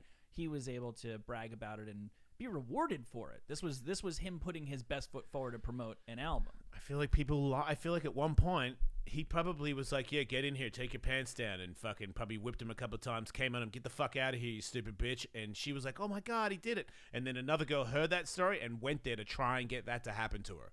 Doesn't make it right. Mm-hmm. I'm just saying that at one point that guy, I did a big day out with him when he was in his heyday, and I remember Colin going, hey man, let me get a photo. He's like, too many chicks to fuck, too much drugs. Like, stormed out the door, and I was like, this guy's a fucking dangerous mess. Like, crazy look in his eye, poking people with fucking blades in his hand all the time, like shit where I'm like, dude, somebody's gonna deck you for that shit. Like, don't go walking up to someone poking your knife at people. Did it to everybody. He has it in his hand when he's at the supermarket. Like, he's a weird Jesus dude. So Evan, he's not calling me, is he? Rachel Wood, is he on the Patreon? Yeah, is he in the chat? I don't see him. Evan Rachel Wood said on Instagram, he started grooming me when I was a teenager and horrifically abused me for years, having been dropped by the Creative Artist Agency, CAA, here in Hollywood. Marilyn Manson earlier today put a statement on Instagram. Obviously, my art and my life have long been magnets for controversy, but these recent claims about me are horrible distortions of reality. My intimate relationships have always been entirely consensual with like-minded partners, regardless of how and why others are now choosing to misrepresent the past. That is the truth. Now, we've talked about him recently in regard to potentially having him as a guest on the podcast. And one thing that needs to be mentioned in this stew is that he has other high-profile partners from the past who have Me Too'd other people while specifically saying, but not him. Oh. I think Dita Von Teese is What's one the of those? really famous one that wore the see-through? Oh, Rose McGowan. Yeah, Rose Oh, I McGowan think doesn't bash him, and she fucking swears and that she was like the early face. She almost was like the tip of the blade that took the backlash for being one of the first ones who was out there accusing people. Maybe What was the big director guy that's in jail? That Harvey Firestein. yeah, she was No, Weinstein. Harvey Weinstein. whatever. I love how I don't care how you said it. I got it. I never fucked that woman. Get over here and suck my I cock. feel like that's what he sounds like anyway. I mean, what does Harvey Weinstein sound like? Show me your pussy so I can beat off in this fern. Oh, delightful. I feel like that's what Manson says. Yeah. I'm jizzing. Yeah, so if he says it to everybody and he's bragged about it in interviews, and now so a couple of girls say, yeah, that's what he did, what's the charges? Because I didn't read it. I just, people saying he abused me, mentally controlled me, and I think that's, him being this Marilyn Manson and saying, I want to do this and get in here and put on that and don't show up until I'm done with this and that. And it's like you should have said no to the first one. You're not raised right when Marilyn Manson tells you to sit there and wait until he gets back or something's going to happen. Like Katie, no, I'm not going to do that. I'm going to leave. So it's a certain person that's damaged as well that goes for these people, that it's like one night, sure, maybe I'll be like, that's fucked up. Yeah. But you stayed with him for years and he did all this stuff? Mm-hmm. So, right, the crux of this, as far as I know, is that there's no new information. It's just sort of the way that we choose to interpret and talk about what happened in the past. I think he's on the record saying, yeah, I used to call Evan Rachel Wood and be like, I dream constantly of murdering you. One day I will smother your fucking skull in hatred. And she was like, oh, Marilyn. And the question becomes, was that therefore okay? Because he didn't get this. Either she was okay with it at the time and has changed her story, or she wasn't okay with it at the time but never indicated that in a way that he felt like he needed to take seriously. Her side of this would be, I was young, I was impressionable. I think it goes without saying you have to bring a little bit of existing damage to this. That's just my opinion. And then he groomed me for this. Yeah. In which case, it becomes his fault again. That's the crux of what we I don't think the facts of what happened are in dispute. And I could see that she got older and went, wait a minute, that was fucking crazy abuse. I didn't realize it at the time. Now I do. Yeah. Still makes it abuse. Either way, I'm out. That's fair. Yeah. Yeah, you can explain it on somebody else's show. I don't need downloads that badly. Because I can't do it. I don't know. I wasn't there. I talked to Brian Callen. I don't know. I don't fucking know. Some people swear he didn't. Some people swear he did. I wasn't there, and I'm not some... like what's that dude with the lollipop that got crimes with a shaved head? Kojak. Yeah, I ain't Kojak, motherfucker. Like, I can't get to the bottom of it. He's going to tell you a story that sounds like he didn't do it. The end. Yep. I'm not going to be like, wait a minute, if you says this, and you didn't, gotcha. Yep. I'm not going to get you. No, and I'm the absolute worst at, like, I don't watch crime or law procedurals anymore, but when I was a kid, I liked LA Law, and they got me every single time with, like, the prosecution makes their case. I'm like, why are we even doing this episode? They're so guilty, it's insane. And then the defense would do, and I go, wait a second, why is this even being tried? Clearly this is an innocent man. Like, I am horrible at decoding he said, she said. I believe everybody. That That could be the show. Like everybody that's in trouble comes on your show and clears their name. 'Cause Whoever- you're like, wow, sounds pretty convincing to me. Whoever I hear from last, I believe that they're telling the truth. Ladies and gentlemen, O.J. Simpson on the show. I'm innocent. Oh, He's got a point. I never thought of it like no, that. that man is guilty. Oh, Do I need to try to put the glove on again? You know, it does not fit you. he's got you. Why would he wear gloves? You that don't gotta fit acquit. to murder You somebody. gotta acquit. You would wear comfortable murdering gloves. I know. Good point, man. I think we're glad we came on and resolved this because there's been a lot of years of Yeah. some heavy accusations. Until fucking Ron Goldman's dad comes on, and then I'm Oh, flummoxed all fuck. over This again. whole time he was lying to me? Ah, son of a bitch, Mr. Goldman. I did not know that. Wait, you're saying there was a plastic glove inside of the glove when he tried to put it on in court? Well, nobody's hand would fit in that. Yeah. That's ridiculous. Wow, good point. The Fuck. dried blood would have made it shrink. Oh boy, I could have used this info when OJ Yeah. was here. Could have used, I thought the other day, somebody should have said, sorry to do the politics thing, but when Trump said stand down, stand by, Yeah. how did somebody not say, because you blew it, like you repeat the video later, but how did you not say, wait, did you say stand by? Like it should have, wait, record scratch, Yeah. stand by. Explain that. Yeah. Because I feel like when you played it the next day, it didn't do it. Look what he said. I'm like, yeah, he did say that. But not on the spot did you question him. And, Do you know- and he got it. I feel like it's not what he said, even though he did say that. What you think it is? What do you think he meant by it? When it's time to strike, my white brothers, I'll tell you. See, it's crazy because I'm so gullible. I actually am willing to believe that he poorly chose his words, despite how many times he seems to poorly choose his words in a very fine people on both sides. That's what I say. I am very gullible. I'm very, very open-minded to both. See, but sides. so am I. Yeah. I thought it was. I don't went the know. other I way. don't I was know. like, whoa, stand by. I think many people do. Obviously. Like if I said that about, I don't have a gang. I'm trying to think, who do I know that's heavy? Well, I'm pretty sure if there was footage of a bunch of wolf knives Shane holding tiki torches doing Nazi salutes, you'd be like, dude, what the fuck are you people doing? Oh I yeah, do I would not snap. stand with you I guys. wouldn't say that's not there what was wolf good knives people on both is. sides. I would say you are fucking. I am not. Fuck you guys. Super fuck you guys. What about this? Shane Carwin. Somebody's talking shit. Mark McGrath. And Mark McGrath goes, "Hey, I heard Shane Carwin is like out to get me." And I'm like, "Really?" And he's like, "Yeah, like are you?" And I heard that you're backing him on getting me. And I'm like, "That's not true. I didn't say that." And they're like, "Well, would you say that on camera right now?" So Shane's listening. And I go, "Shane, stand down and stand by." Yeah. Like that means stand down. But if Mark McGrath says one fucking thing that you don't like, Yeah. then go. Oh, look, I understand both sides of this entirely. I'm not trying to argue that. I leave open the wiggle room in my mind because Everybody did. because I know that so many people believe the opposite of what my side of the media is telling me and what my instinct tells me, that I try to understand how they could see it that way. When he says like good people on both sides or whatever, here's what I imagine to have potentially happened.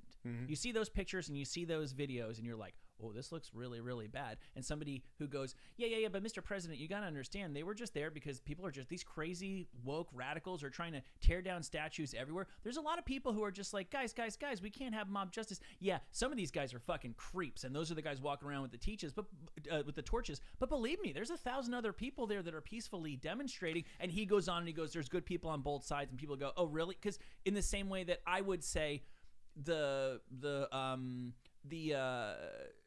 protest that I went to for the BLM thing, which was boring. It was fucking boring. Ended with, after I left, some people going in the Grove and smashing some windows. If I go, this was just like a peaceful protest. There was just a couple of bad apples. Fox News is going to go, oh, you mean this bad apple? You mean this video of this guy who's fucking blowing up the Gap? Is that the one bad apple you're talking about? Because it looks like this was a pretty crazy thing going on here. So I go, it was mostly calm people there. I know what happened. I'm not denying it. And that's what I assume Trump was saying, is he had people on his that side. one was less offensive to me. See, that one's more offensive to me. I'm less inclined to believe what I just said about the Charlottesville thing than I am about the stand back and stand by. Did you ever get weird? Because when you're bringing up the Black Lives Matter thing, like I went with my daughter and Katie, and then at one point it was like, defund the police. And I remember going, wait a minute. Yeah. Oh, yeah. because it was all new. I just come to the thing because I saw the video of a cop doing that thing where I'm like, dude, you fucking murdered that guy. Yeah. I can't believe somebody didn't fucking push your knee off that dude because you're murdering him.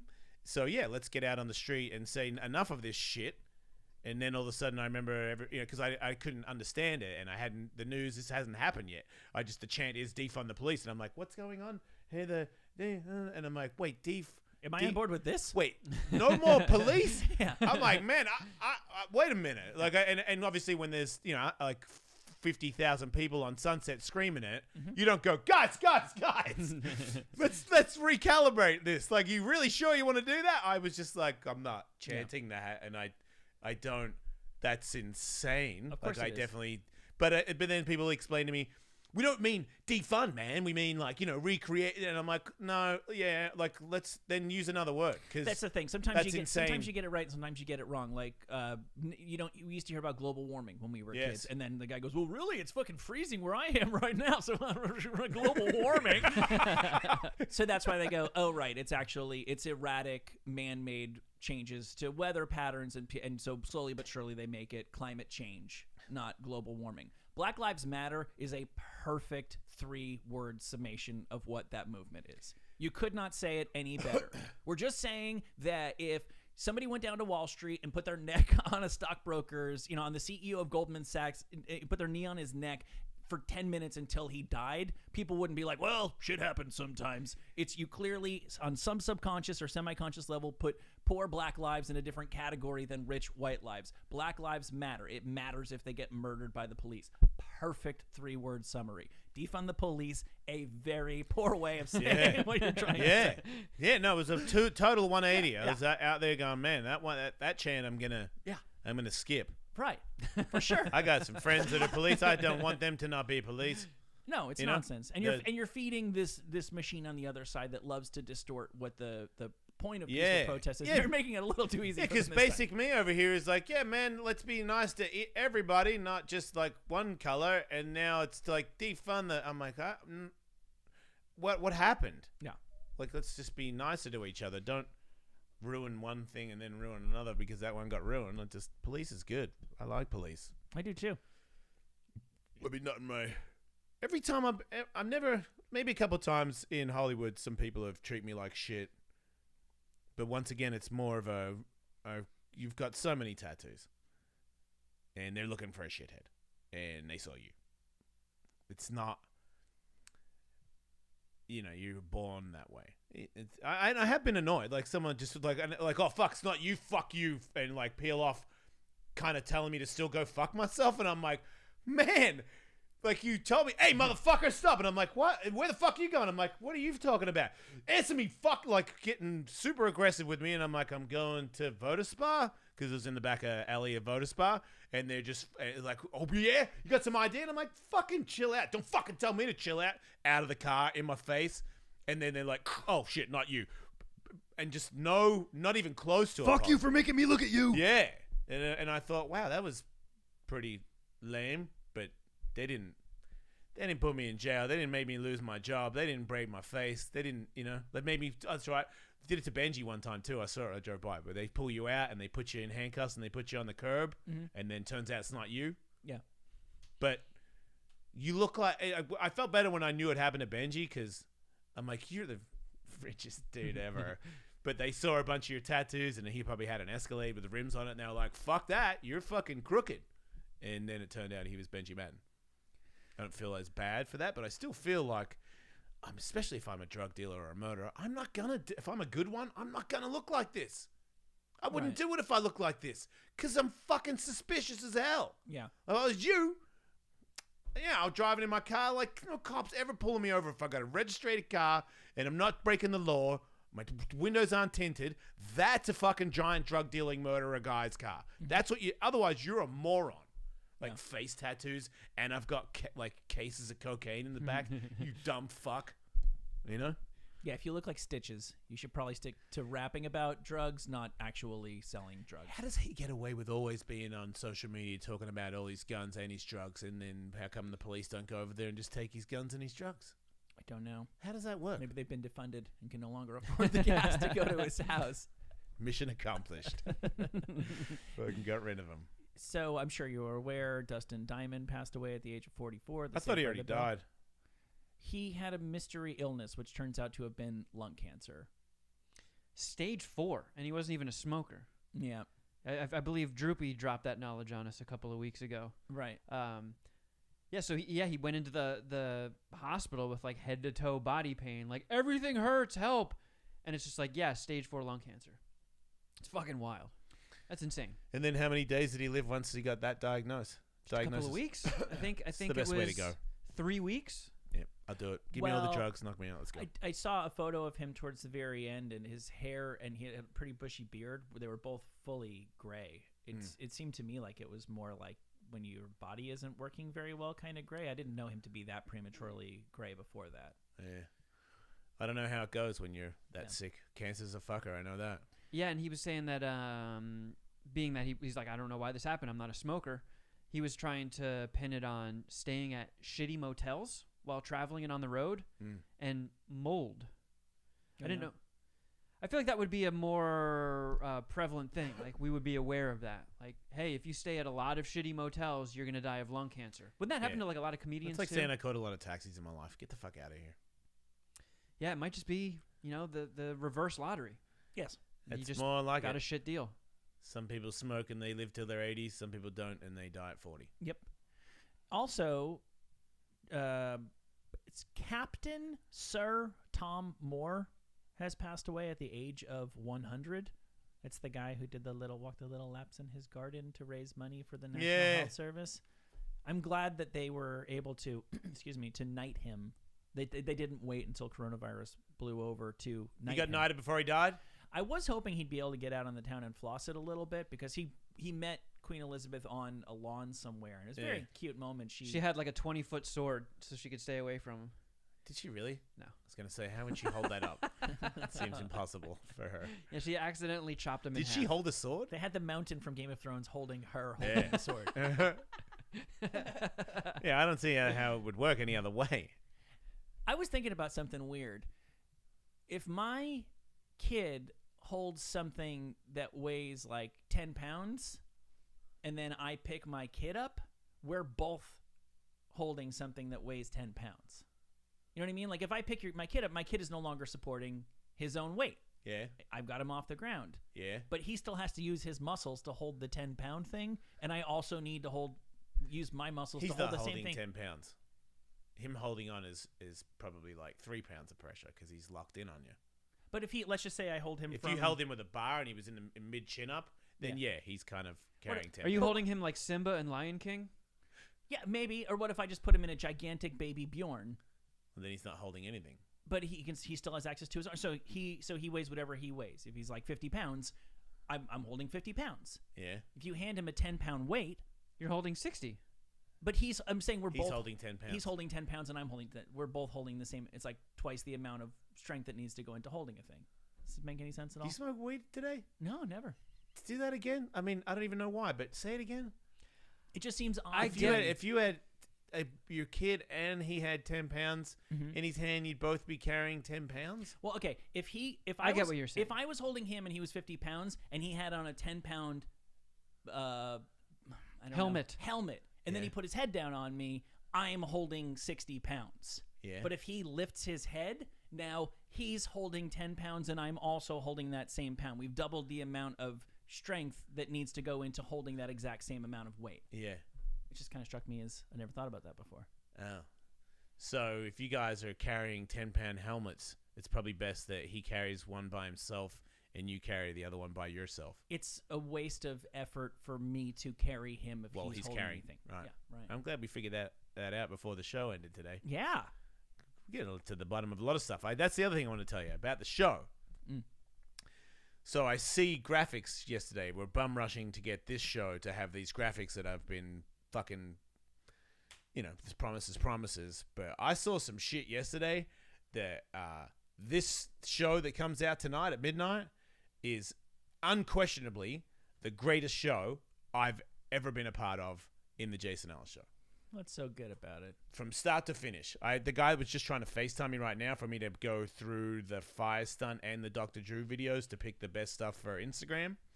But the graphics, I didn't even know they did stuff like that. We have like cartoon characters of our faces. What? And they like move, and there's Instagram tags go up next to it, and I'm a cartoon. giant fucking Michael Tully and Jason, fucking Kevin Kraft, like big graphics going through this. Hey, Katie, how crazy did it look? It looked insane. It was like the It looked most really pro video editing thing, and then the song they edited me singing the song at the start with graphics, and it was like, wow, this is fucking super pro and funny and I'm like, this is our show. It's like all the, and then I thought like all the Sirius XM shows where we've had some video content, but it's never, edited that well. And you remember how you always kind of ask for, what did we do this week that was funny? Let's make it a video and have it in under a minute so we could post it on Instagram. And then, this one has,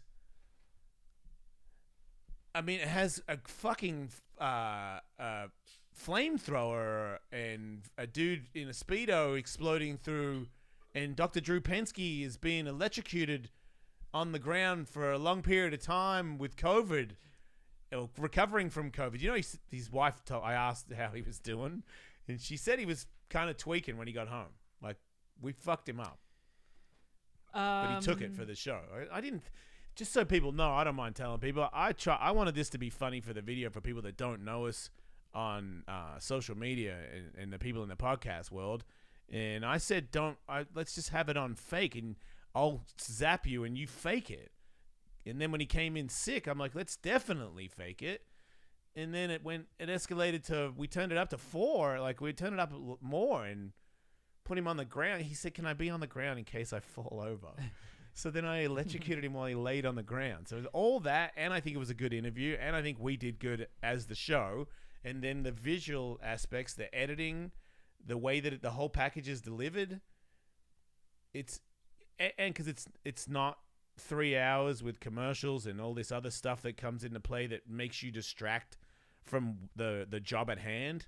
It was just straight up a podcast that was, I think it's almost 2 hours of action-packed shit with the greatest video, stunt, editing, music, most accessible thing that we've ever done, that I've ever done.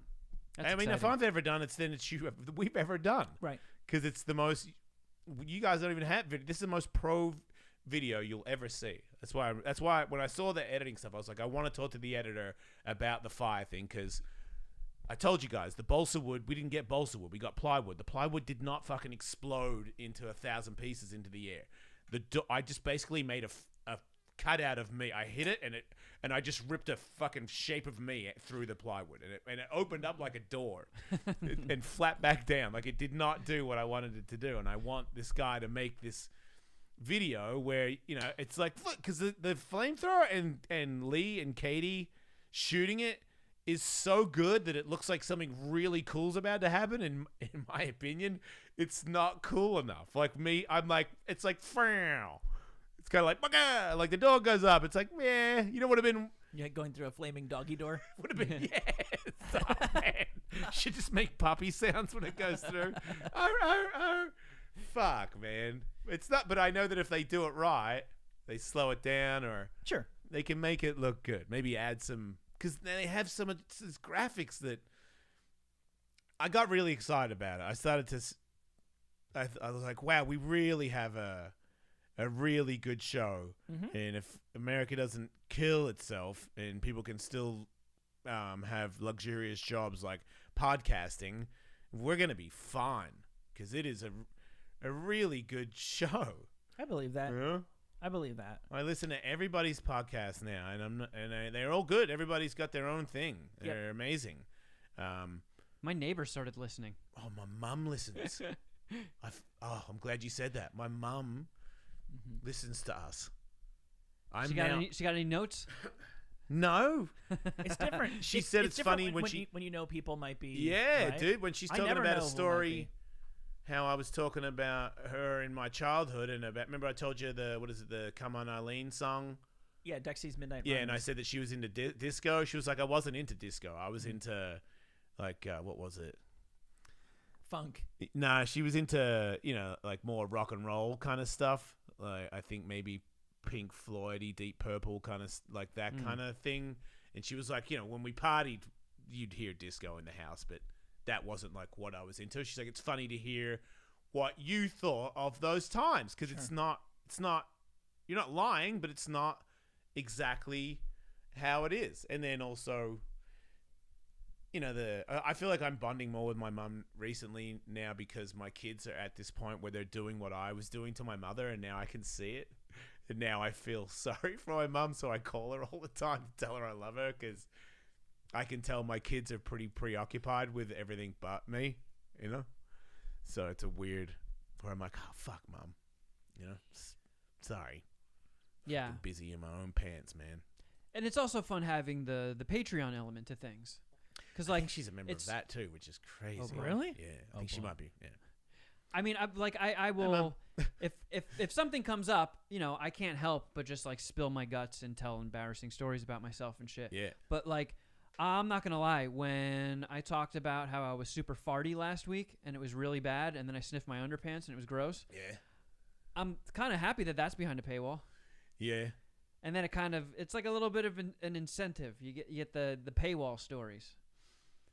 All the people watching right now. So do you think that you have Patreon stories that you won't tell on the free podcast? No, because you and I are ride or diers. We'll if it's for the right cause, I'll throw myself under the bus. And if it just happens to come up like that, I forget how, but it just came up. Like if it came up there was a door open for me to talk about. Yeah. Sniffing my farty underpants on the free show. Yeah. I couldn't just like bite my tongue and be like, I'll try and remember that for Patreon. It's fucking coming out. I can't. I'm this stop dude. myself. I just recently did it with that guy that wanted me to poop on him. I kind of regret that, Even though I didn't do it or anything, I thought it was a crazy story. Some people think it's a crazy story. You should have kept yourself. I like crazy stories. Me too, man. Keeps life spicy. Yeah, I'm still shocked by that person. It's a shocking thing. It is, right? Yes, you should be able to tell that. It's fucking terrifying, man. Yeah. What is that? I didn't know how to handle the Drew thing because we did talk about that before. And yeah, I like that we can we were all sort of not communicating at the start of the show with it had already started recording, where I'm like, I don't feel like these guys know that it's supposed to be on 0. I saw your signal. I saw your eye signals. I picked up on it. And I'm like, I love that we can talk about this now and set the primer so when people listen to this the midnight, free episode baby, tonight, midnight. They'll know what's up, especially if they watch it too, because I zap myself, and not all shock collars are created equal. We've gone through many brands throughout the years. Yes. Some you put them up to 10, you blast yourself, you're like, ooh, that sucks. Some you put them at 4, you blast yourself, and it's like you just got the electric chair. This is a very strong brand. Yeah. So I tested it on myself, and I'm like, oh, fucking hell. And when it goes time to give to Drew, I put it all the way down, and it doesn't go to 0. It goes to 1. So I tested 1 on myself. I'm like, that's fine. That's not bad. And I thought Drew was up to speed. So when I gave it to him, and he's like, give me a test. And I zapped him. He was like, oh, well, that's not bad at all. I was like, oh, I thought he was going to sort of play into this. Yeah, no, me too when I saw him do that. Yeah, I'm like, wait, this is not what we want. Well, and then when it came back to us, we fucking jacked it up super high, and we were really getting blasted. And I think Drew saw that and changed, like, towards the end of the show, was like, I kind of want to know what it's really like. So when he's on the floor getting blasted, he is really getting nuked. Yeah. Yeah, and I did it a lot. Yeah. I saw your finger hitting the button. Like at one point, I just went over and over again. Yeah. Dude almost drove to hospital before coming to the studio to do the show. And this is how I repay him. It bums me out that people are still, like, super mad at him. Yeah, but look, like, I don't know, people are allowed to fuck up, and then he owned it, and he said, look, I did fuck up. I did think it wasn't going to be as bad as it is, but I did always say, listen to CDC, listen to Fauci, take what they say seriously. And he fucked up, and then when he actually came down with COVID, people were dunking on him. You're like, oh, good, glad he got COVID. It's like, oh, come on, man. He's not out people to only hurt see anybody. one side of the picture. So remember, Josh was all about what a piece of shit Dr. Drew was back in the day. And I'm like, where'd you get that, man? It's like celebrity rehab. He's just making money from people. And I thought, I mean, I keep trying to say that. Like, yeah, he does like being on TV, but he's really there to help. Like, it's not a... When they say cut, he just fucking storms off and doesn't talk to any of these people ever again. He has all their numbers. He calls them all. Like, at one point, he was calling me.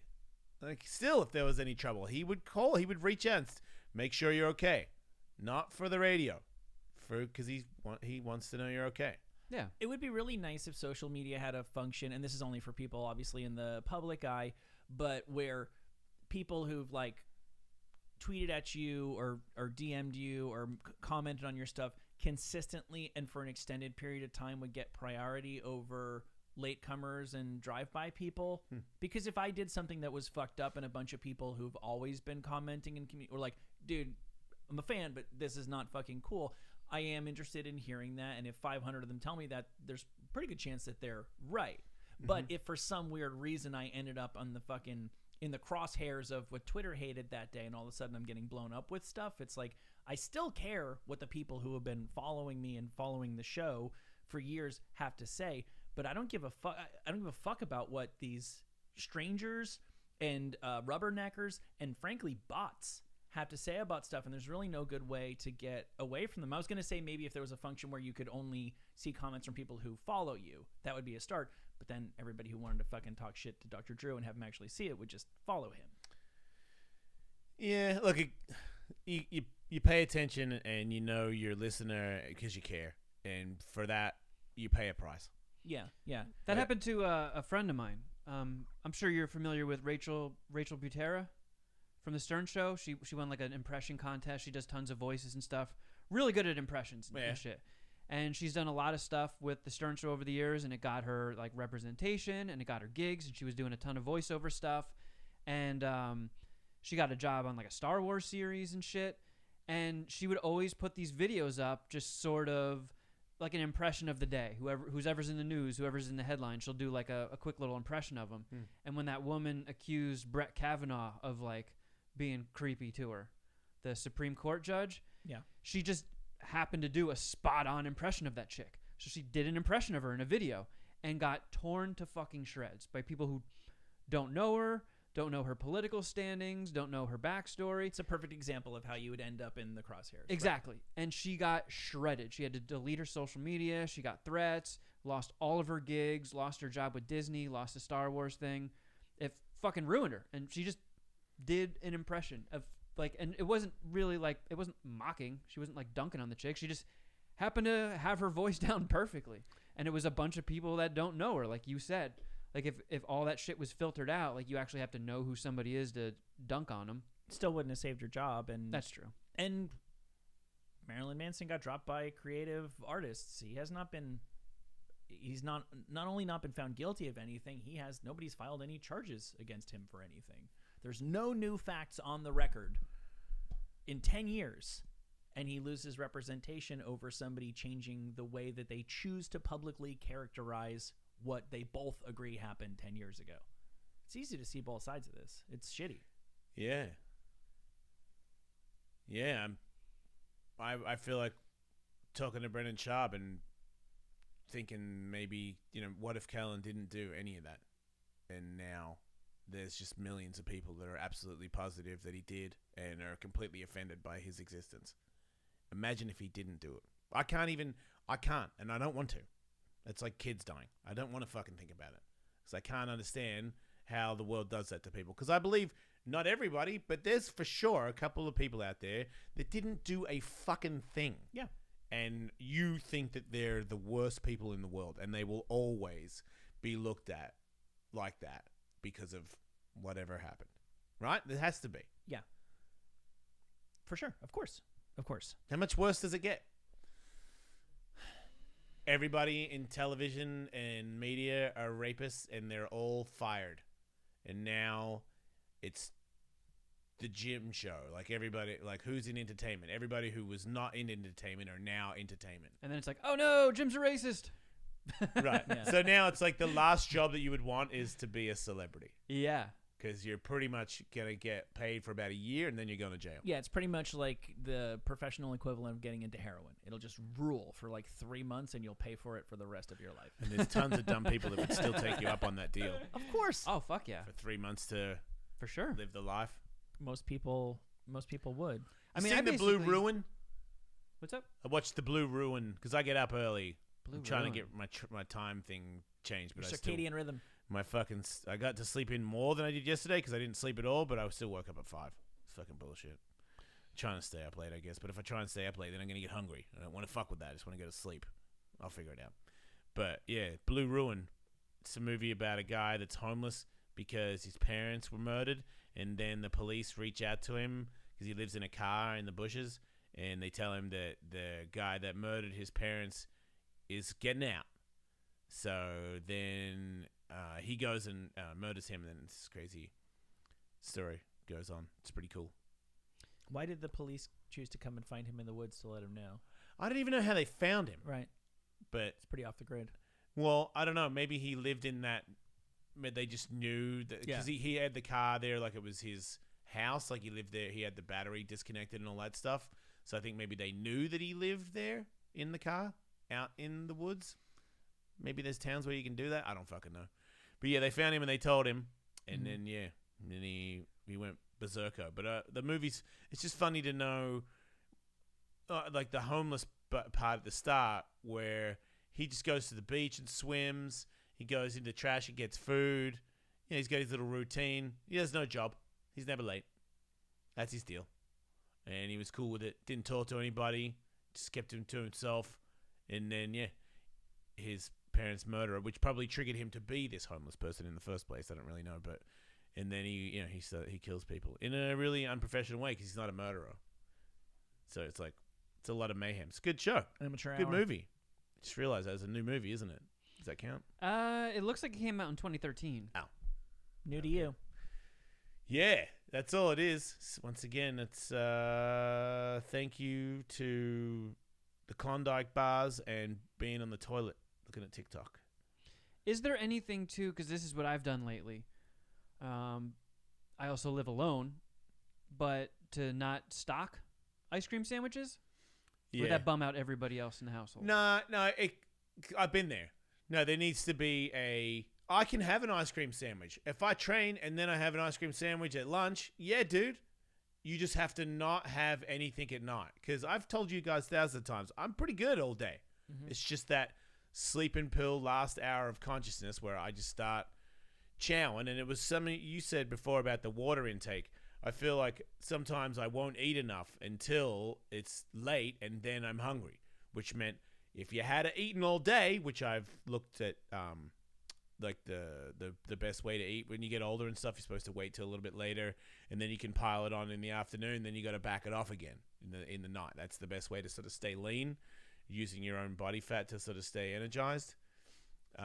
So that's what I'm gonna add. Like after the show, I already ate this morning. I got like oatmeal with I got like a bunch of fucking goji berries and fucking stupid ass seeds or whatever. So I put all that shit in there. So you got your fucking seeds and your fruits and berries because you got to have those, and then I'll have those.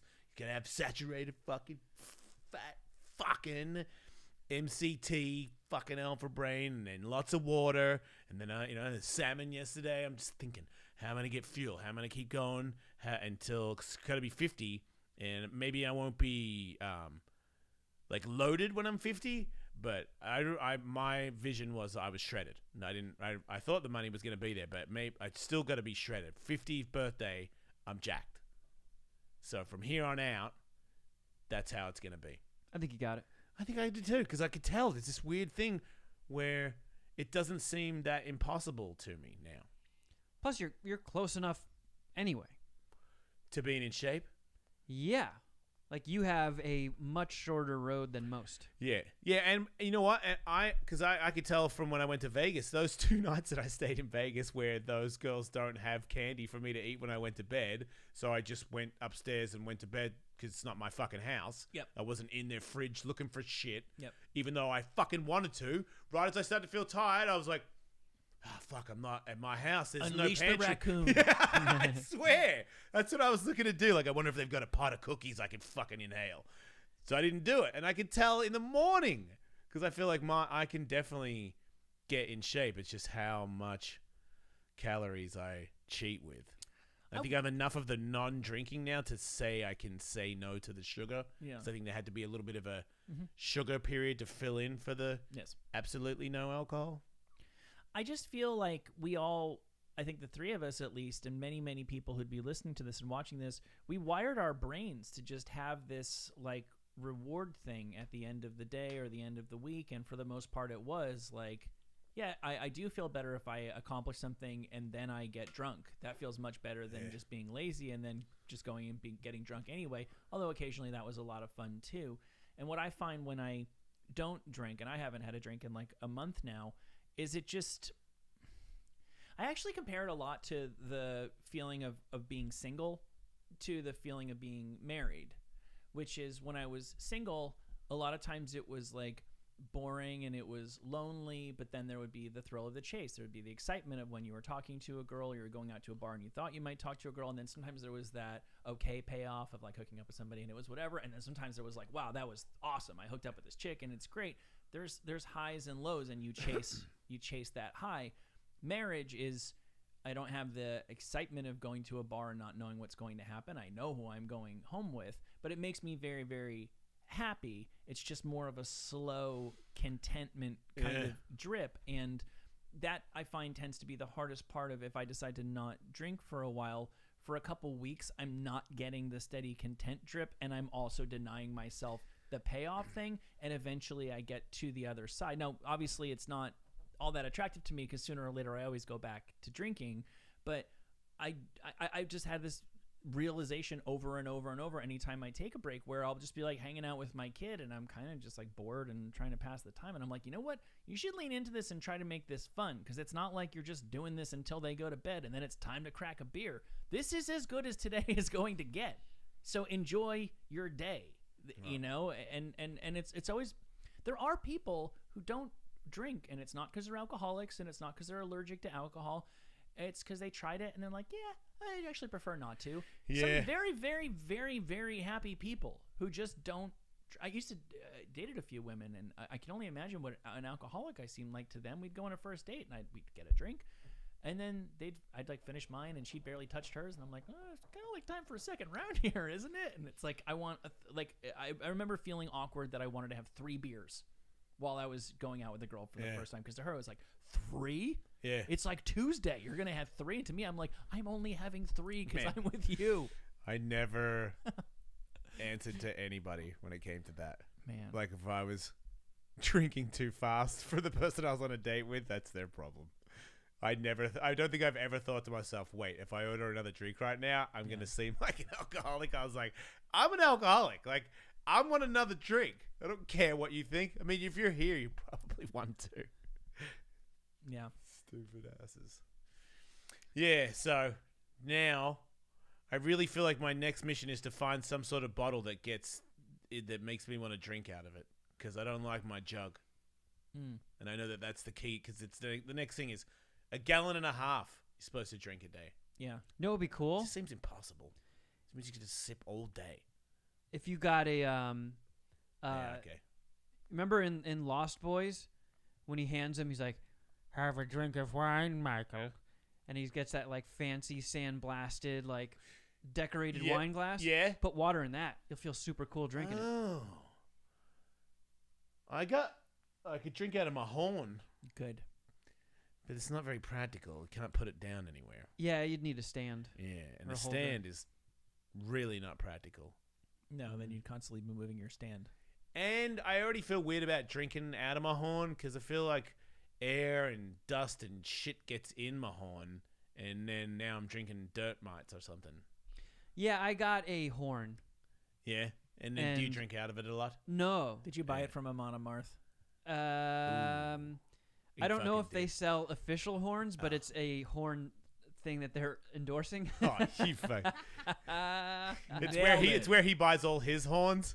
Yeah. I think And so. he said, yeah. like, God, look at my horns that I bought. And you were like, ooh, I'm going to fucking dingleberry him. If you're Well, I not gotta- drinking through this horn, you're not drinking through horn. I'm Amon Amarth. Yeah. I got into He's one of so their fucking. pissed that there isn't a Viking war happening right now. Like, he's so bummed. Every night, every morning, he goes out to the snow and stands next to the lake, and there's no battle. He's like, oh, no battle. No glory today. I'd write song again. It's just him and his wife doing yoga in the freezing snow. I know. They're always like, oh, my favorite place. I'm like, favorite place to get hypothermia? You fucking madman? Like, what is wrong with you fucking Euros? But I was at one of their concerts, and I was backstage, and there was like this big fucking party going on, and one of the dudes I know from Metal Blade came up to me, and he's like, "Hey, we're shooting like little tidbits for a music video. Do you want to be on it, drinking beer out of this giant horn?" And I was like, "Fuck yeah!" So I was like super pumped on that, and I was like, "Man, I still had the hype in me from the concert the night before," and I went on the website. I'm like, I need a fucking drinking horn, and They got you. I got the horn, and it shows up. It's like and Wolf Knife memberships at Ellis Mania. yeah. Just got to get one. Everyone else has got one. I'm just getting it. Caught up in the moment. Now you got to fuck you skateboard. You're like, I don't even skate. What the fuck? You know, people keep asking me to bring skateboards back.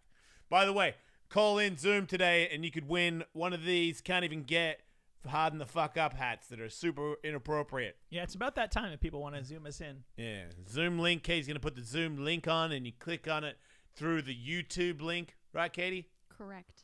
Yeah. See, now I'm starting to understand what I'm saying. It's cool. You guys So- are going to fucking freak out when you see this episode. Freak I'm out. pumped. When the horn arrived, I immediately was like, I have to drink a beer out of this. Yeah. And I took a big gulp, and it tasted kind of horny. You I was didn't like, wash oh, it out no. first? No, I did. It still tasted a little horny. So I washed it out quite a few times, and there was still like horn residue, I guess. It's still, I don't know. It had a, Horn residue? yeah. And I bought a belt hook so I can, Dude, I'm because gonna when you fucking... You... when you go to a Mon Amarth concert, what? I was- everybody's bless your got heart. fucking horns. Bless your and heart. it's- You're a super fan. That's all it is. I really am, and Bless your it's so fun because the song that I was in the music video for is called "Raise Your Horn," and Raise your horns, of course. like when they do the song, yeah, that's what it's called. That's how it goes.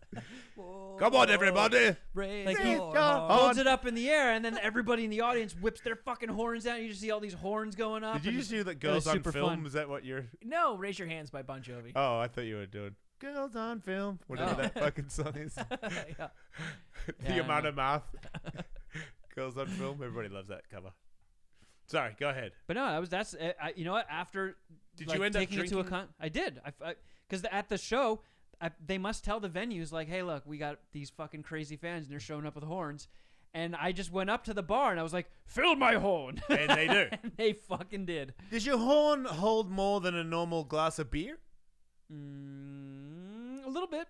Nice, because that, to me, as an alcoholic that was at a Mount of Mouth concert, knowing that my horn holds more beer Yeah. than a glass of beer at the bar, I feel like I'm the smartest man there, even though every other person there also has a horn. Oh yeah, everybody's but I got believe the belt hooks too. So everybody Right. has the little hook thing, and it's all. you don't put it on hip-sided. your belt when it's full, though, right? No, it'll spill all over Right. you. Okay, it's making sure. Yeah, that's how everybody walks in. By the end of the night, everybody's just holding them. Right, because you'd have to. Yeah, and then I went fucking backstage again and got Johan to sign it, and now I'm afraid to drink out of it because it's fucking legit now. It's got a signature. We didn't sign it on the inside of it, did he? No, but so what are you know, worried about? If I'm gripping it, Oh, you don't wanna handling touch it. spilling stuff on it, it might rub the signature. It'd be hard to wash Wow. it without getting the outside. Yeah. Yeah. Okay.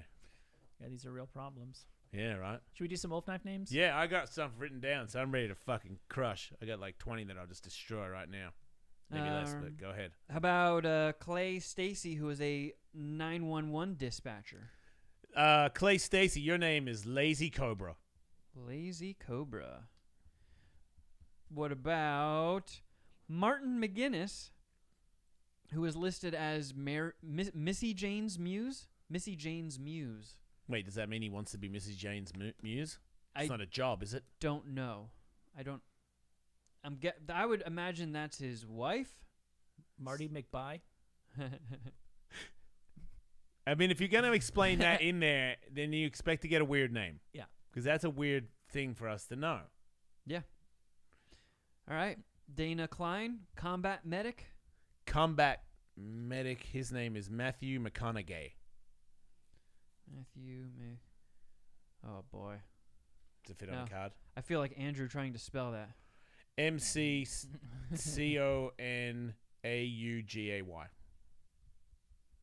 Yeah, phonetically it works. That's fine. Jay Hinant? Jay Hinant? Ice hockey coach. Ooh, sick job. Spinning back piss. Spinning back piss. Eric Jones is an Air Force pilot.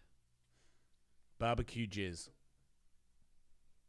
Barbecue jizz. Man, that probably smells horrible. What about Steve Vaught, meter repairman, and in parentheses, electric? Boogie, woogie, woogie. Tomahawk pork. Tomahawk pork. Millimeter Peter. Ooh, that's better. Yeah. Millimeter Peter. What about Jeremy Soderquist? Bankruptcy legal SPC. Hair in me cunt. Thank you. Hair in me cunt. That's Matthew McConaughey. Ooh, it's not too late. All right. Man, that guy. Hit me up at Ellis Mania, dude. I will be pumped to talk to you. Is he McConaughey? What is he? Yes, Matthew McConaughey. Yeah, what, you didn't hear Matthew the stutter, son? McConaughey. Yeah. McConaughey. Huh? Ryan Donatelli is a bartender. Teenage Mutant Ninja asshole. Nice. Ninja asshole. What about Jason Sidaway, who is an Army veteran / tattoo artist? Sore Holes Jackson. Sore Holes Jackson.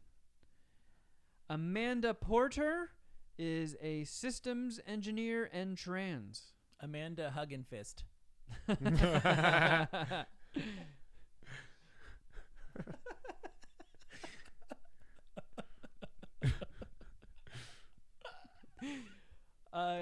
Lowell Harp does junk cleanup and wildlife trapper.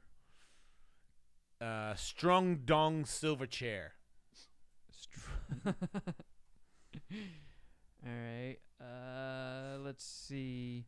Who's next? Matt Baker, a.k.a. Meat Chops, who is an operations manager. He's Meat Chops then. Meat Chops. Meat Chops, you are, friend.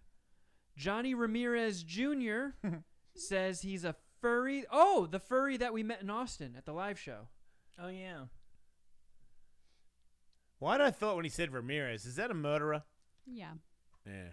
Richard Ramirez? Is he the Night Stalker? Yeah. Yeah. There you go. Corpse piss. Large dry cleaning bill. Yeah, no, maybe that's more appropriate. Large dry cleaning bill.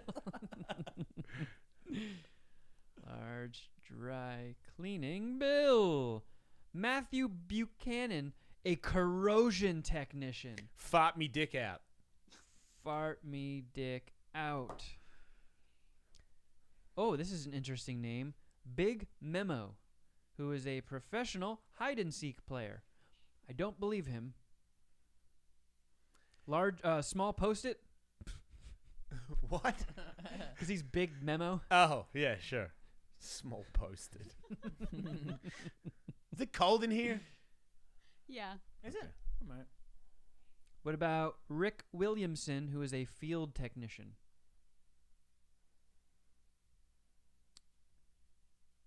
Silent Blob.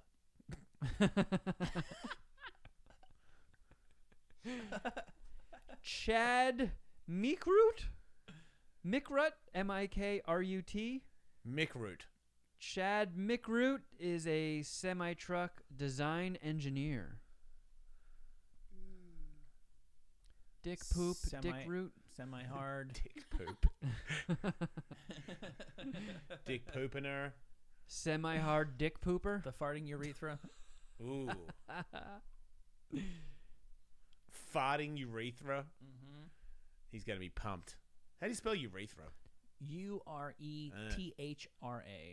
That's what I had. Sweet. Mhm. How about Ray Rios, who is a hose pro hydraulic hose repair? Diarrheos. Nice. He really likes hoses. though. For a split second there, I was like, oh, good one, inner monologue.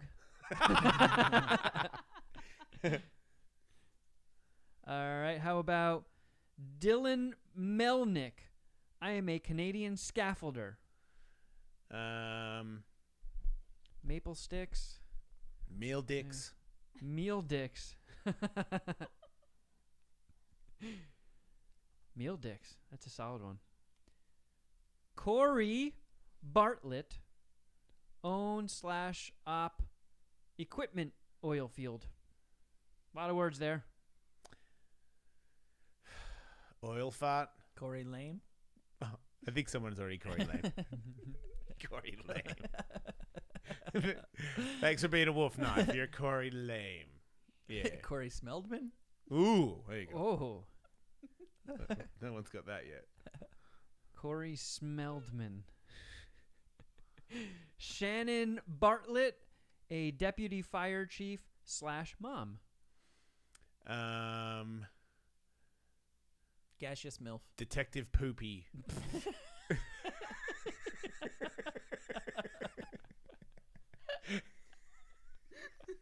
Hopefully her kids are young, you know?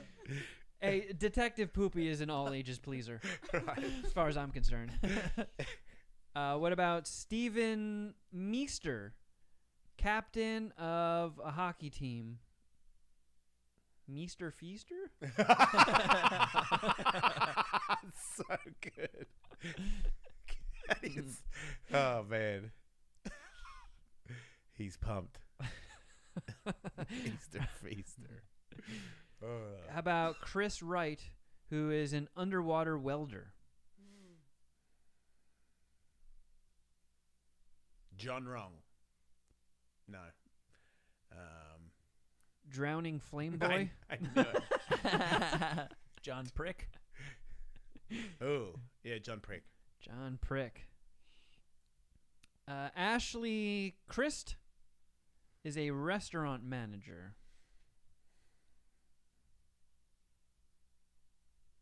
Pube soup. Pube soup. All right, what about Jake Tomka, who's an HVAC technician? What's an HVAC? I feel like I've asked that before. Ventilation and air conditioning. Yep. Right. That means he's got cobwebs on him a lot. Or he's like John McClane climbing around in those little vents. So his name is Yippee-Ki-Yay. No, that's not going to work out. Yippee-ki-yay. Ooh, Yippee-Ki-Yay. That'll do. Mm-hmm. Do we have Zoomers? Let me see. Yeah, we have several people waiting in the queue. In the queue. In the queue. How's that work? Well, there's a waiting room. Right. Or they would just all be in there at once, which can be fun. Yeah. Yeah. Can be hectic, too. Let's see what Blaine has to say. In his car. Hey, Blaine. How you doing? How's it going? I'm all right. About 3 minutes from my house. There it is. Blaine calls in every time. Yeah, you look familiar. Yeah. He's on every day. Just a little bit.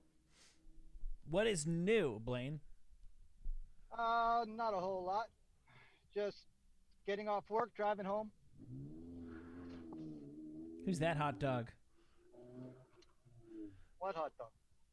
Are you in a Subaru, Blaine? No, Scion TC. Ooh. Is it tricked out? No, actually, it's a stock release series 9.0. It has a stock little 4-cylinder in it, 6-speed transmission, 2-tone orange and black exterior. He knows his car. Wow. Yeah, My right. goodness. Yeah, I don't think I impressive. have that many bullet points. At I the know ready, all Blaine. cars. Oh, yeah, that's right. Yeah, you're the Alfa Romeo guy, right? Yes. Quarter mile at a time. I got it. All right, fucker. Well, if there's nothing new, we're going to try and talk to somebody else about something new. If they have a question, if anybody has a question about anything that we could answer, that'd be great. Just hit us up on the Zoom link, and we would love to answer that before we move on, because tomorrow is another live show. Thanks for being on there again, dudes. Drive safe. I'd rather you didn't drive and look at a camera. Yep, zoom and drive. Zooming and zooming. Yeah, if you're gonna zoom, make sure you're not moving. Not snot moving, not moving. That's a wolf knife's name. Too late. Okay, this guy's in his house. Hey man, what's your name?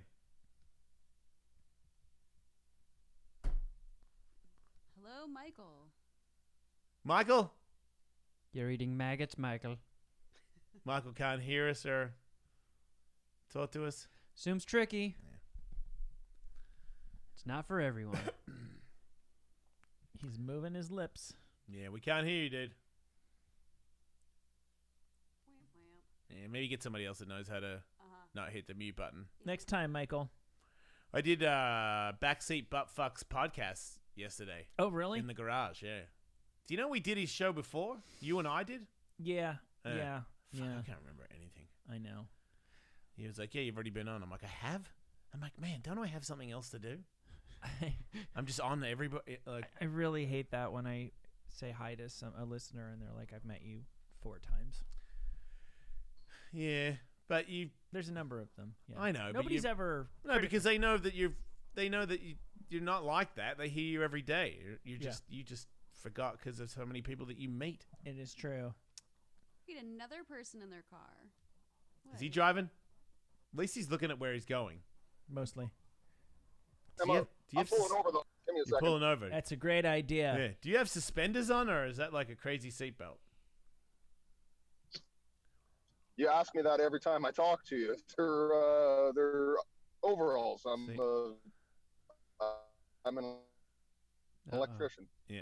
See, So there that's you why go. I keep dandy little tools in his pocket. I just did it again, Michael. Yeah. I don't know How's the it guy going, I know. Kevin Michael? He's an electrician just like you, Kevin. Yeah. We can both I'm fix a- everything. You say that. Can you hear me? I'm out in the middle of nowhere. Yeah, I was gonna say if you're I- you can't. I No, might we be can't. Screwed. Yeah, sorry, the connection's not quite there. It's all right. We'll work on it.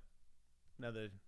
I wonder if there's anybody. This could be our first Zoom calls where absolutely nobody has anything to add to Possible. the calls. Everybody is in their car and has suspenders.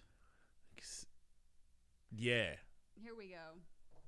I like the cut of this guy's jib. he's in. Hey, what's your name? This is my dear friend Alex, Alex. Yes, of course. Alex can hear us. Alex is already off I mute. just wanted to try it and show you guys that someone can use the Zoom link. Was it difficult? That's it? Nope, that's it. I feel like it's definitely harder if you're driving in your car and you try to Zoom the show at the same time. Fair. Maybe not the best time to try to call into a show via Zoom. Right. I definitely would really appreciate if anybody wanted to Zoom in that they had a question so that we could have a discussion, or at least I haven't met you yet. You haven't met me, but Right. it's nice to chat with you. Where are I you? had a question. Yeah. So- Oh, where are you Holy from first? shit, where did you come from, Alex? Will you marry me? Wisconsin. Where? Wisconsin. Why? Is that near Canada? Pretty close, I Yeah, guess. Yes. that's Duke, All right. Duke Rufus country. All right. Yeah. So it's Yeah, near Mike's wife's land. it's snowing. It's not snowing currently, but it's cold and snowy outside. Right. Okay. Give us your question. Didn't have a question. Just wanted to prove that the Zoom link works. Oh. Sorry. Well, the answer is yes. Thank you. Moving on. Thanks, guys. Yeah, I thought that was Dan Soder for a second when he first. It was a connected. little Dan Sodery, right? I like Alex. Yeah. I like people from Wisconsin. Yeah. I've always wanted to I go hate them. train at that gym. I might actually end up going there. I doubt it, but I really hope that Ben Askren uses me to Use me. help beat up Jake Paul. I just want to be a part of it. Yeah. Just want to like hear what they're talking about. Sure. He's talking such a good game. I feel like I really feel like this because this is what we really want. I don't know anybody. I mean, if you're a YouTuber who now really likes Jake Paul for being a fighter, do you really want him to win? And do you think that he's going to eventually knock out Conor McGregor and become the UFC champion of the world? You fucking dingbat. Like, what do you really think is the inevitable outcome? Because to me, the inevitable outcome is you getting knocked out by somebody better. That's what's going to happen. I only pray that it's a good knockout. It's not you slip the clutches of it, like you get a stung and then they call it. Like, you need to be stiffed so you understand what you've got yourself into here. Mm-hmm. And if Ben Askren does it, Ben Askren has such a bad everyone thinks he's such a bad striker that it would be so demoralizing that I think it could be the end of that. Where would he go if he lost to Ben Askren? Well, that's the question, right? Does he fight his brother? Do we care if he fights his brother? You know, like what Dylan Dennis maybe would take him up because he saw Ben Askren beat his ass, but does anybody care if Dylan Dennis fights Jake Paul? I think the only two places that you can go from there is you either say it's a setback and I've learned my lesson, but wait till you see a whole new fighter in me next time and try to get people to care about that, and then you better be right, or else that really is the end of that. But you've been there. Okay. I think if you prove that if you demonstrate that you can't hang at a pro level, then it just becomes a part of your resume of when you're fighting blah, blah, blah YouTube guy. You go, this guy's not a joke. He fought Ben Askren. Okay. Yeah. He fought Ben Askren and did okay, not got destroyed. Because that's the other thing, dude. Yeah. Ben Askren is... Me beating Gabe Rudiger and me losing to Gabe Rudiger is not really good with his hands, but he's not known for being ridiculously bad with his hands. Yeah. Ben Askren is the most famous fighter in the world for having the worst hands in MMA. No, I understand that. So, and general public people that don't really get it will be like, dude, you lost to the worst striker in the world. And it's like, yeah, he's fucking Ben Askren, man. Like, he's not some pushover. He's an Olympian. Well, what I'm imagining is if you have a fight against Luis Gomez and people who are Luis, people who don't know you go, who is this guy? I don't know that the first thing that person says is he knocked out Gabe Rudiger. I think they might say, oh yeah, he's had a bunch of fights. He was in the ring with Uriah Faber. He was in the ring with Shane Carwin. That's what I'm thinking. That's what I'm thinking. Unless he completely embarrasses himself, a Paul gets from a loss from an Askren. I wonder if Jake already has that under his belt in sparring. Like, I wonder if he hasn't already hired real fighters to move around with him. Yeah, why not? Why not? Why wouldn't you? So that would count. But, that was it. When I sparred, that's what I want to say. I could do it for the MMA show too, but when I sparred the other day with Catherwood's coach was doing this thing to me that took me a whole round to understand, where he would come in close, and when I would go to throw, for some weird reason, my hand would not get his head, and I'd be like, the fuck was that? And it took me a second to realize that he was doing he would grab my bicep, so he would come in, he would put a hand on my bicep, or as I threw a punch, he would catch my bicep and stop the hand from coming around to hit him in the head.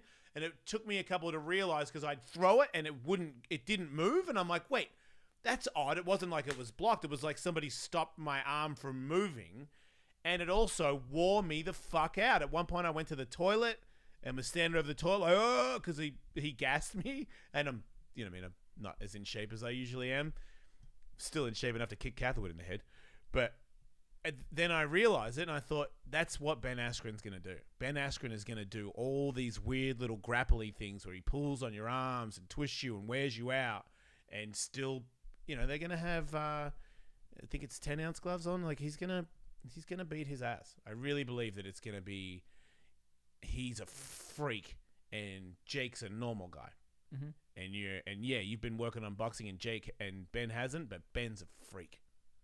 I think Ben's like a little bit of a human Hulk. Right. Like, I think he does things in the gym that we don't know about that are way above all the normal people in the world. It's a very good chance you're right. The strong odds would seem to support that. So if it really happens, guy seems like an asshole. Guy seems like he kind of likes it when other people get misfortune comes their way. Doesn't seem like off camera he's any different. And you're trying to be in this game, and the most famous worst striker in the world is going to knock you out. And then you're gone. And then everybody in MMA and everybody in boxing can be like, all right, let that be a lesson to all of you. Mm-hmm. That's what I would like. Do you think that would? Do you think even if he loses, let's say Ben knocks him out in the second round, like fucking boom, boom, and he's like out, and then Ben's like, "I told you, these fucking YouTubers don't know shit." Does the YouTube world never fight again, or is that like No. that he gets tons of fights now? If Because everyone's like, "Hell yeah!" There have been so many things that have happened in the last few months, in the last year, in the last couple of years where I go, okay, now that blah, blah, blah has happened, surely that person or group of people have learned their lesson about touching the electric fence. We'll never go near that again. And they seem to just keep barreling forward. So, no. Like, you think eventually he'll be in bare knuckle with like Mike Perry or something? I don't know that it necessarily... Because I would watch that. Would you watch a bare knuckle fight between Jake Paul and Mike Perry? Of Me course, too. yeah. I don't know that it'll So necessarily... that means it's never going to end. Make him... If he just keeps on getting cold-cocked by professional fighters, he's not going to keep taking those fights. But is he going to be like a... Boy, and the Jake Paul internet personality was never the same after that? No. He'll juke and jive, and he'll find his footing, and he'll find some way to rephrase it, reposition it, where he gets to still be king shit head of the world. All right. Yeah.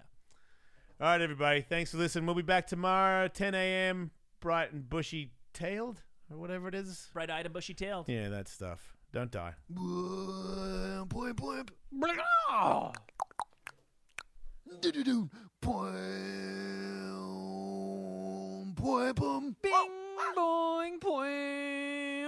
poing.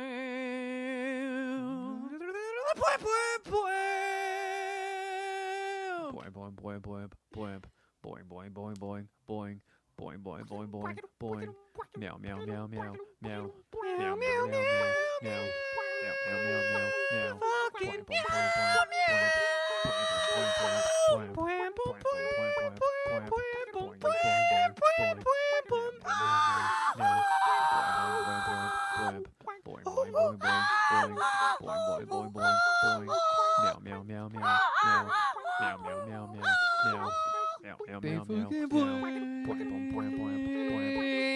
Big fat boy. Fucking boy. Big fat boy.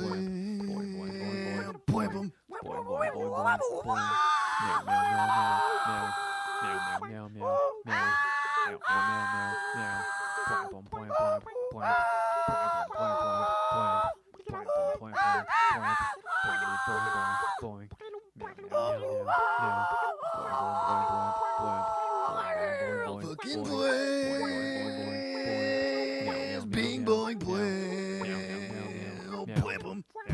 Fucking boy.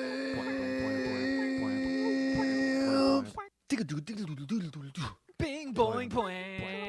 Big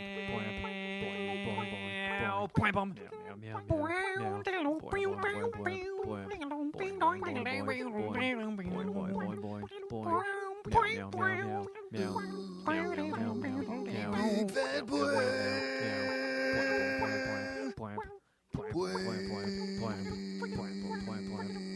Fucking boy.